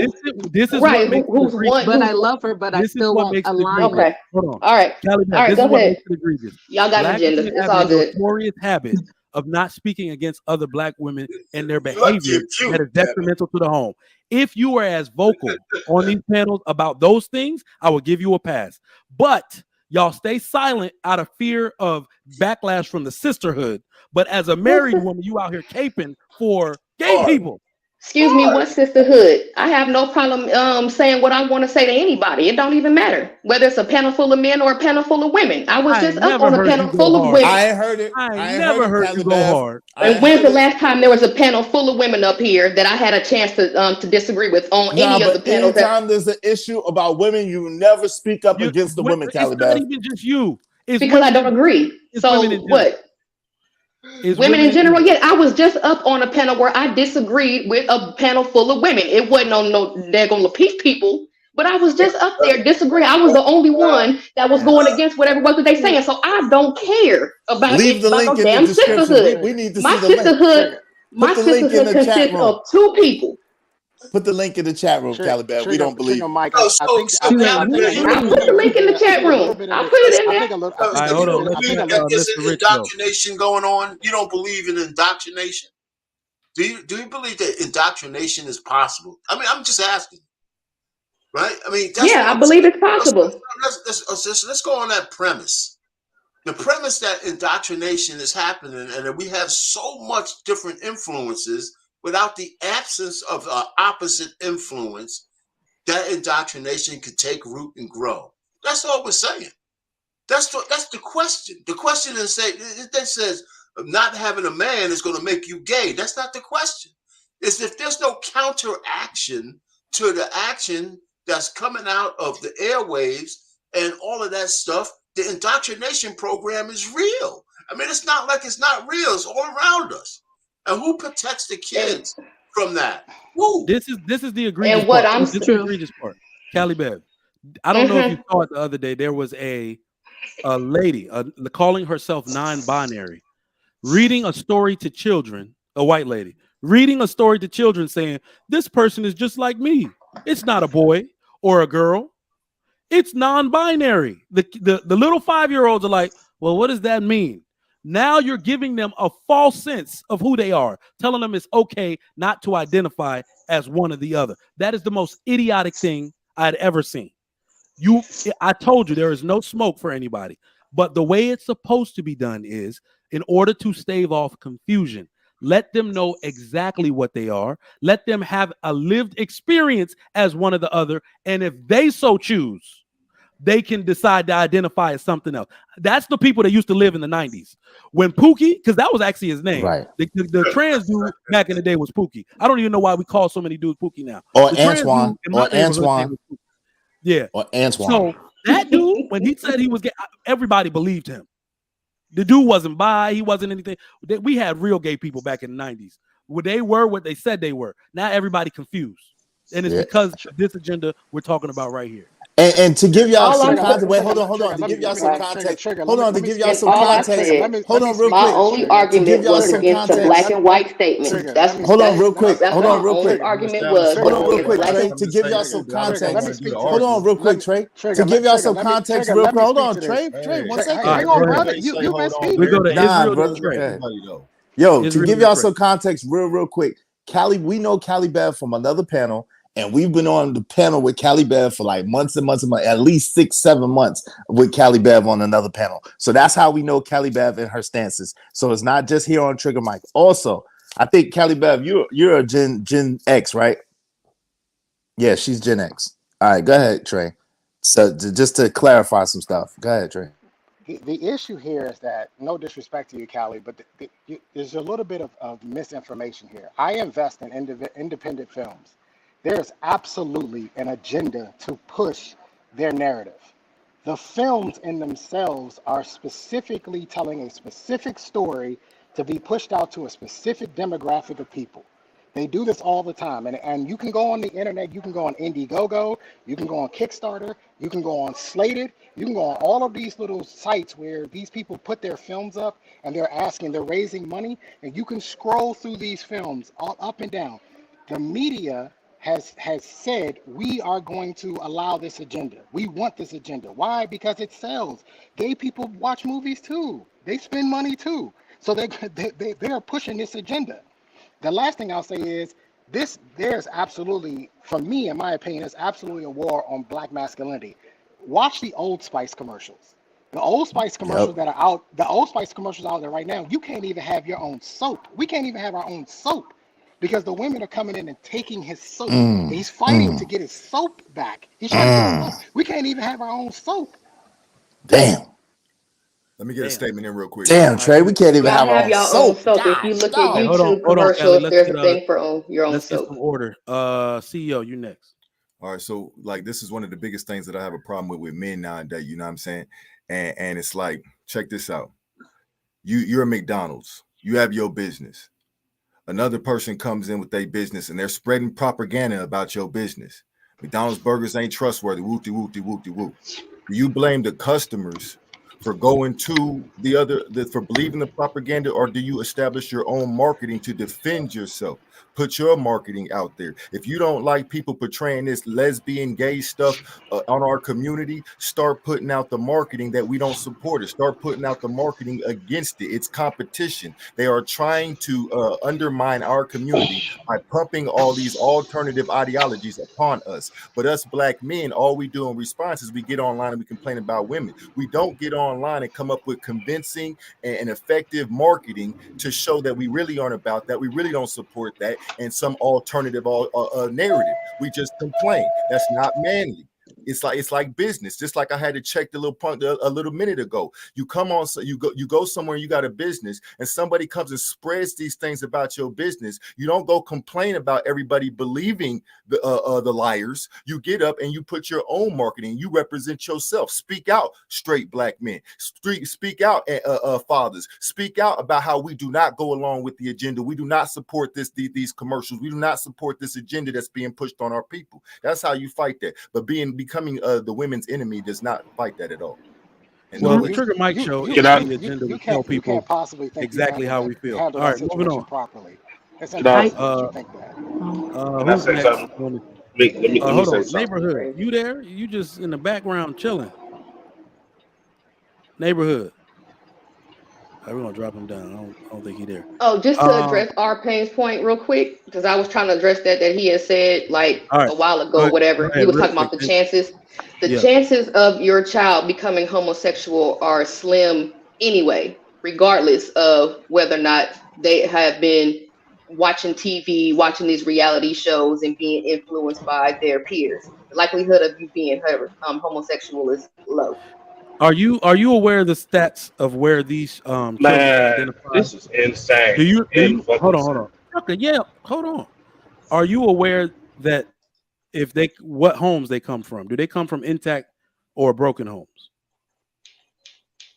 They come from both, but the ratio I don't know.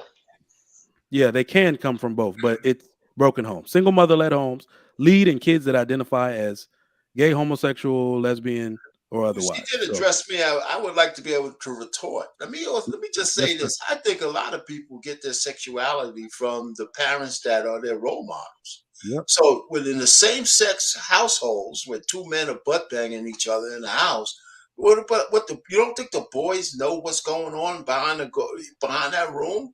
Or if it's two women in there doing that thing, you don't think the children are influenced by the sexuality of their parents?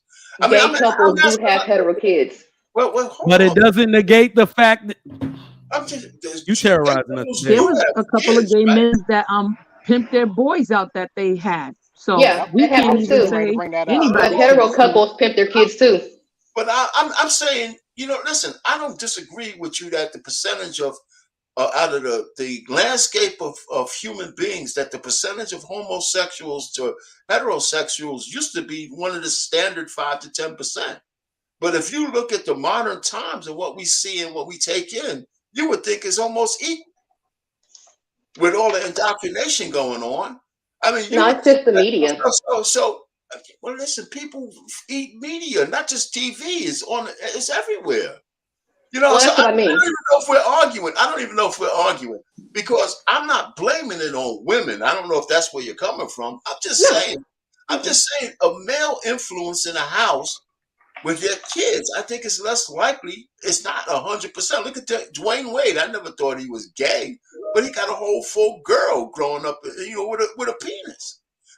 So I understand that it's possible. That's not him.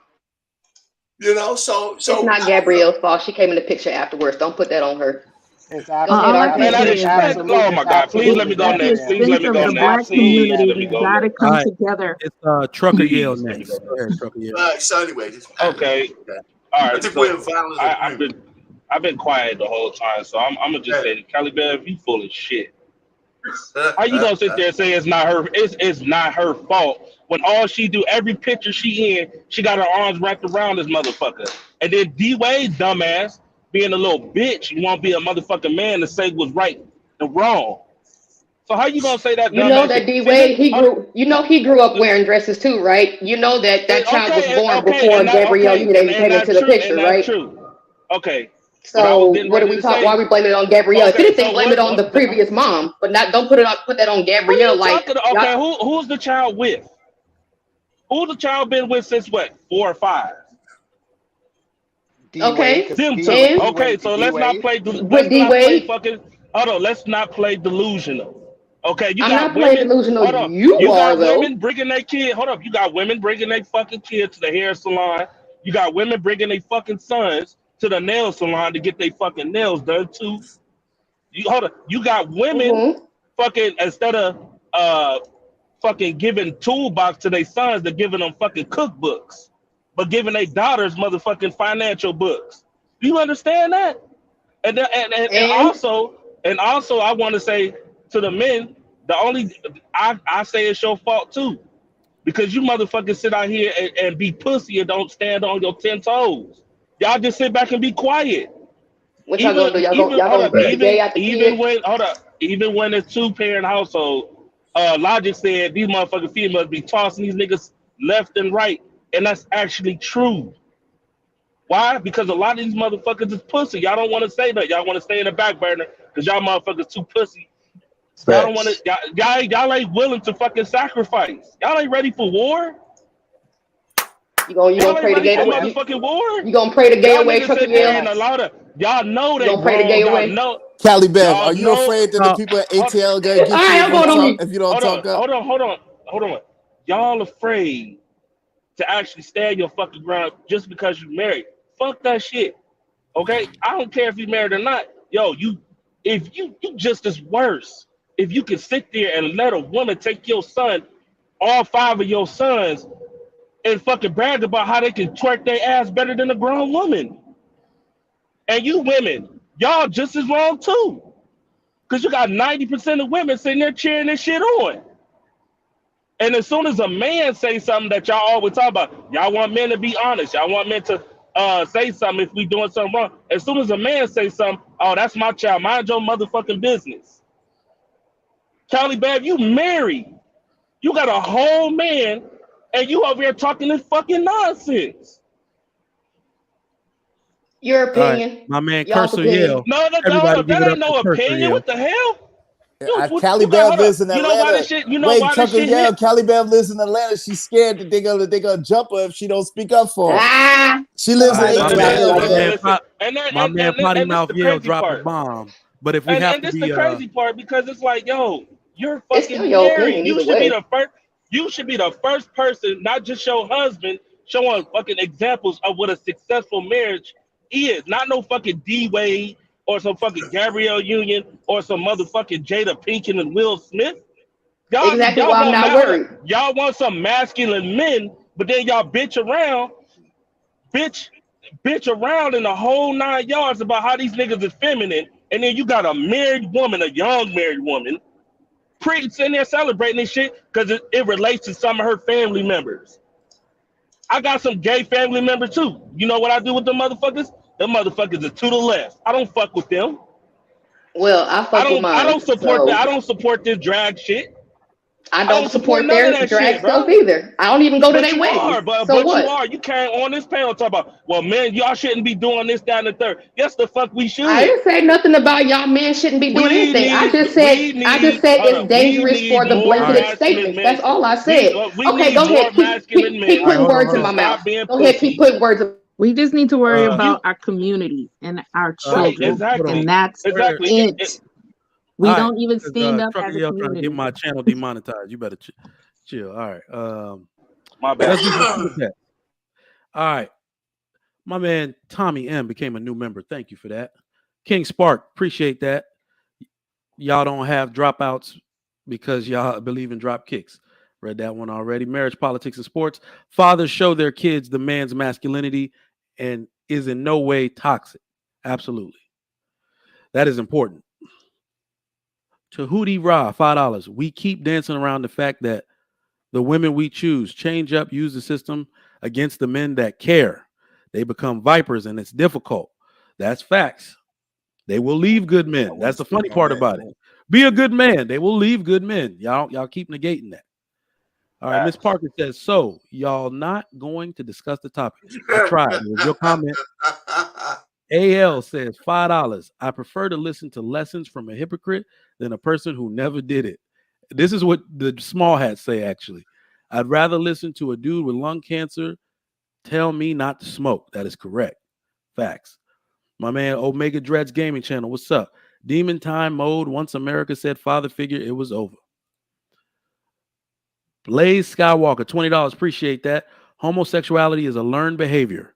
You have to be swayed in that direction. It's easy for the new generation to be curious because there is no shame. Exactly. It benefits them to say they can't help it. That's how they put it in the schools. It's a learned freaking behavior. Let me ask you a real quick question. Now, understanding physiology and psych, like I'm just trying to understand because I'm not for sure, but you know what I'm saying. There's no way I can be gay. Okay, there's no way that I can see a man hairy back, must woo to woo and be turned on, right? Yeah. But you're saying human has the ability to just change it. Man, today, man, I might try it out, and my dick's all of a sudden gonna get hard to men. I can just decide to be gay. They attack you through the young children. We're talking about the indoctrination of young children. So young children. You see the Beyonce comment that the Destiny's Child comment I gave when they were clapping the kid on for shaking his booty and booty popping. That positive reinforcement led to more curiosity on how he can get that positive reinforcement again. So let me start booty popping and start developing the mannerisms of women so I can keep getting reinforcement. That means that I'm gonna do what women do. I'm gonna kiss a man like a woman kisses a man. I'm gonna start having, hey girl, like you know, the super effeminate male, because that's how I get positive reinforcement from women. And in the example I gave is when that goes so much against their core that a gay man had to reveal to me that because he didn't have a father to show him and no masculine example, for some reason, he can't figure out why he still seeks validation from masculine men. It's because he's a man. Let me ask this. So we as men are acknowledging and recognizing that in the absence of a man, a child, it ain't too young to figure it out. But if you take the man out and all they do is witness and see the woman, it can confuse them and make them gay, right? 100%. All right, now hold up. We as men know that if we leave a household, our children in a household where there is only a woman, it can almost directly result in our boys becoming gay. So when the gayness increases on our community, is it not our fault? Because we're leaving boys with a woman knowing that is going to result. You don't always have a choice. Wait. But that's so. Wait, hold on. You assuming. Hold on for a second, fam. You assuming the fact that you have a choice in the matter. So if you're being pushed out of the house, or if you being forced to leave. Hold on. No, you do not always have a choice. In that particular case, you do not always have a choice. If you're being forced out of the house, because again, they have government support. So if a woman decides that it's over, hold on. Let me say, hold on, fam. Let me address your point. Let me address your point. But you did interrupt. No, I didn't. I waited till you was finished. You paused. So let me address your point. I'm still waiting to finish. Let me address your point real quick, fam. This is the thing. The government, the police, if a woman says, hey, I don't want to be in this situation anymore. She can make up all kinds of things. He threatened me. He said he's beating on me. He said he's going to beat me. Whatever the case may be, she can get you removed by the police, even though it's your house. She gets you removed by the police. She does whatever in the process. And then you guys get separated, divorced, whatever the case may be. A woman absolutely in America can force her way out the situation and push a man out of the situation. And in fact, I know a lot of people personally who have experienced that experience. I have a different experience. Over $25,000. Let's let White School go to Truth Table. White School and Truth every other Table. weekend. Say that again, fam. Wait, let fam say that again. I spent over $25,000 on attorney fees just to be able to see my daughter every other weekend, and it was not my choice to leave the relationship. It was hers, and I still had to fight just to be able to see my daughter every other weekend. It's absolutely, it's not us. It's not the men. So let's get to White School. Well, I think you guys are very fortunate because my ex-husband, we separated. He cheated. He left the house, packed up everything and left. But I forgave him, but he wanted to leave. So what can I do? But even after the fact, I tried to be amicable in a way because I put my children first. Like, hey, hang out with the kids, do this and that. But he don't want to actively do that. So what do you do in that situation when I'm begging the guy, basically begging, clapping on the floor, whatever, say, hey, pay attention to your children. Would you say that person intentionally left their children unprotected? They don't want to acknowledge that. That particular person did. Yes, that particular person did. It's very sad. I'm so happy to see you guys fighting to see your children. I just wish I had 1% of that. It'll be awesome. Yeah. So this exists in damn near. Well, amongst white and black people, it exists. All right, but it's not the majority in any group of men, and that's not what we're talking about here today. I'm not talking about the power of absent fatherhood, right? I'm only talking to men that take care of their kids and want to and try to, despite the isolation from the mother. And I don't like this particular narrative that we take where we act like men always have control. This is like in any society that existed before ours, we could talk that way because men were always given control over what happened. It was literally written in law that men were property that children were property of their father. It is not that way today. In a world where it still said that, oh yeah, it's all fire on these niggas that don't take care of their kids. But they treat children now as if they are property of the mother and the father just has a proxy when she says so. Don't cut a man's nuts off and tell him to go fuck something. It don't work that way. True Table, let's get you in here. Great topic again. No, I just wanted to mostly speak to the argument, the point. I think Callie Bev came in, with the particular pushback and trying to kind of further promote this deterioration of what is human biology. The simple fact is that we got people speaking to biology, and arguing biology to me is stupid. You are either born male or female. Simple. It's just that simple. When we talk about the choice of now trying to promote a sexual choice, well, it's been proven even current day that a male can have intercourse with another male. A female can't necessarily have intercourse with a female without some type of tool or object to even make that happen. But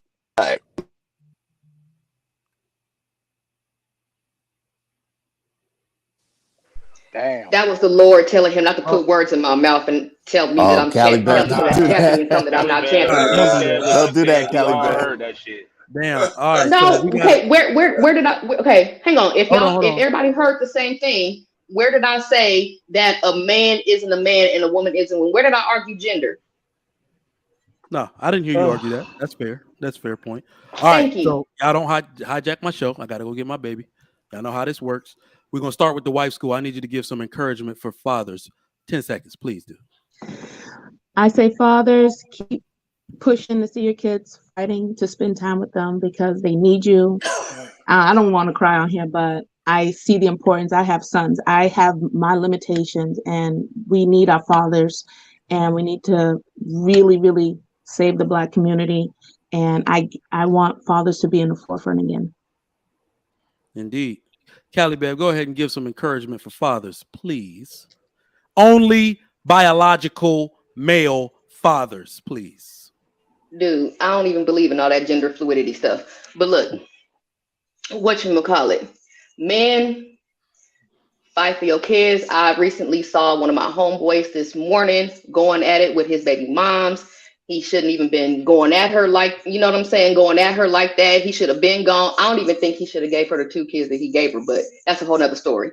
But look, if you going through it like that, go and get your kids, especially if the mom was acting a fool the way I saw my homeboy baby mom acting a fool this morning. Go get your kids, spend time with them or whatever, teach them these manly life lessons and everything like that. And don't just be a disciplinarian to them, but also be a teacher to them as well. All right, but easier said than done on the just go get your kids. I think That's the first step for most men. We would just do that. Oh yeah, I know it's gonna be a fight, but I'm saying fight. It's worth it. Okay. Okay. CEO, 10 seconds. That she did not honor.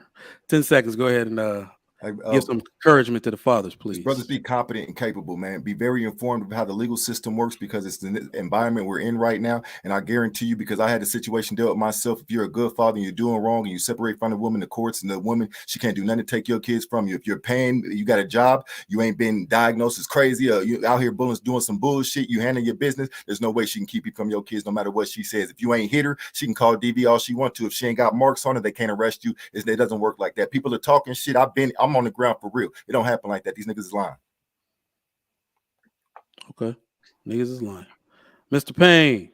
I would say, listen, if you don't have kids, do not get a woman pregnant unless you're married to her. Just don't do it. It's not worth it. None of this boyfriend, girlfriend bullshit. It don't work. Because as soon as you'll have any issues and she leaves, you're gonna have a fight on your hand. And most people can't afford to fight the system to win their kids. I don't care what anybody says. The statistics say that. That is the actual truth. So just try to keep it in your pants. And if you already have kids, just make the relationship as best you can with the baby mama. Let's try to get some legislation out there so you have more rights with your kids and stuff like that. But just always try to be in your kid's life. So I don't like the excuse that you can't do it because it's hard. You got to do the hard thing if you want your kids. But the first thing is stop getting women pregnant just because you want to raw dog them, and you can't even stand the chick, and you're gonna raw dog them, and now you're on the hook for 20 years, 21 years. Stupid. It's just stupid. I know. 18 to life behind some red snapper. It ain't That's working. my thing. All right, Israel. Yo, I find it interesting that a dude that just was flipping on somebody about putting him on blast is gonna sit there and call other grown black men liars. Like, I find that really interesting, especially hold on, fam. When you talked, I didn't say shit, right? So fam, I ain't none of them, right? So I hear that talk, fam. When you was talking, I didn't say nothing. I listened, right? So this is the thing. I find it interesting that you calling people black men liars when you don't realize how ignorant you sound. Every state has different rules and regulations and mandates that they go by. So hold on, fam. So for you to call another black man a liar, you're a hypocrite at best. You hypocritical at best, fam. You hypocritical at best. Yo, bro, because you sitting here talking about building community, you sitting here talking about black men and building up black men, but yet and still you are denigrating the character of another black man, saying he's a liar. A lie is an intent. Hold on. A lie is an intent to deceive, an intent to be deceptive. So you cannot speak to another brother's experience that lives in a whole totally different state than you live. So how could you say that he's a liar? You don't know another brother's experience. You said the two brothers was liars. Is what you exactly said, fam. Let me clarify. Yeah. But you can't clarify what you said. You shouldn't have said that. Telling you. When brothers say, look, I got children, I've been through situations where mothers have tried this on. Bro, I got kids older than your kids. So what are you talking about? Bro, let me finish the comment. You said what you said. I understand exactly what you're saying. You have a misunderstanding. I'm going to clarify for you. All right. You lay down with a woman. Y'all have kids. Y'all might be living together, whatever it is, but y'all break up. You ain't put your hands on her. You ain't got no problems in your life. You go and you get your own apartment. You get a job. Okay. There's nothing she can do to keep you from your kids. So bro, you haven't heard of women lying on men and making up stories? You haven't heard about that? That story has to be proven to be true. No, it does not. Yo, fam, what are you talking? There's people who've been in jail. Hold on, stop, fam. There's people who have been in jail. Hold on, stop, fam. There's people who have been in jail for 30, 40 years and been found out that they didn't commit the crime to which they was accused of. So you don't have to necessarily been found anything in America. It's all speculation. And this is part of the problem of the agenda that has been run. Yo, with this quote unquote fake woke shit and this quote unquote cancel culture shit, you don't have to prove nothing. That's part of the problem. Nothing has to be proved. It's all speculative. It's all speculative, fam. It's all speculative, and it's all shot. It's all speculative. Good father. How many brothers know directly on this channel? Fuck these generalizations where you can't tell no name or actually identify a person who's went through that. I want brothers on the channel or in the chat. I went through that, my brother. Goddamn, let me finish my point. I went through it. You tell me you lost your kid for something you had nothing to do with. Yes, nigga. Yes. Right. You fucking nigga. Yes. Fuck is you talking about? Yes. I got to mute y'all for y'all make me lose my kid to these white people because I picked her up late. All right, Trey. I'm gonna make this super quick. I was in law enforcement. You don't need to prove assault to be assaulted. I'll tell you that right now. People get arrested every day. They never even touched a person. Okay, that is true. Assault has nothing to do with the actual physicality. Well, I'll tell a lot of guys what I told my friend who now has a 4-year-old. Get a surrogate. If you really want a kid, get a surrogate. Take the woman out of it altogether. Because ultimately, at the end of the day, if that relationship does not work and it fails, you're going to be on the hook. I spent over $25,000. I went from having my daughter in the house every day to when we broke up, I had her 3 days a week, to now I have her every other weekend. Every time that I've gone to court, I've lost more and more time with my daughter while simultaneously spending more and more money. So I don't know what he's talking about because it happens. And you was in law enforcement too, right, brother? And I was in law enforcement, sir. And I'm an Air Force veteran. I've never been arrested. I've never been in trouble. See, so it happens. Let me apologize. I'm more competent than you. I'm just saying, no. Nah, you're not more competent. Bro, come on, dog. You more incompetent, fam. Don't do it. Come on, dog. Come on. Was that emotion? Hang on. Now, was it emotion when they was calling you a scammer? Was it emotion? Israel. This is the same man who said that it was emotional for people to interrupt him. And then all he did was interrupt you. That's all he did. But you being a bitch ass nigga right now, CEO. You're not a CEO. Ez, come on. Say, Ez, don't do that. Don't do that. Come on. No cursing on the panel. CEOs don't behave the way that you behave, and CEOs have general counsel. If you have an issue with somebody who is slandering you and defaming you, you have your general counsel handle it, and you step out of it. So stop playing. Anybody can slap a CEO title on themselves. Anybody can do it. All you got to do is file for an LLC and make yourself a CEO. That's all it takes. I'm done. My man T-Walk, give some encouragement to the fathers, please. All right, now. What's going on, chat? What's going on, panel? The echo, Reverend Payne. Yeah, to the brothers out there, man, protect your seed because it's a lot of vipers out here, man. You don't want to make the wrong mistake and get the wrong chick pregnant, and then you shit out of luck. You know what I'm saying? And to the brothers that already got kids, yo, man, just don't be afraid to put your foot down, man. Have a spine, man. Don't have no noodle back. Don't be one of these noodle back niggas out here. You know what I'm saying? Put your foot down, man. If she bucking and shit about your own son, tell her, oh well. You know what I'm saying? It's my kid. He gonna do what I tell him to do. He ain't gonna be gay. I'm not gonna have him, you know what I'm saying, doing certain things because we trying to mold to this new society standards of living. No, we gonna do it how I want it to be done. You understand what I'm saying? So that's what I'd advise you. Stay strong. With that. Don't fold. Period. Especially with your boys. That's your boy. You're responsible for the way he turned out in life. She can't teach him to be a man. I'm with that. Trucker Yale, 10 seconds for the love of God. I was supposed to be out 10 minutes ago. Give some encouragement to the dad. To add to T, I agree with T-Walk. I salute you on that. I agree highly. Also, the CEO, what you said was a bunch of bullshit, just to let you know. I've been in court with my baby mama for 7 years, and I spent well over $100,000, and all I get is weekends. Okay? All I get is the weekends. Most of these systems, especially if you live in Ohio, they don't give a fuck. They don't care about the money. I done called the police and the whole 9 yards just to get my kids, and they didn't do nothing. I got hella police reports. So, big. That's I don't know what location you at, but I tell you now, nah. You got dudes. I mean, you got dudes literally. Respect. Y'all niggas live. They done been in court. I believe y'all live in the quantum realm because time must work different from y'all. Granville, take us out, bro. We appreciate you. Look, I got one last thing to say. Look, be in your child's life. Don't be a scammer in an Adidas tracksuit sitting up on the panel every day. Yes, sir. That's it. I can't believe y'all toxic today.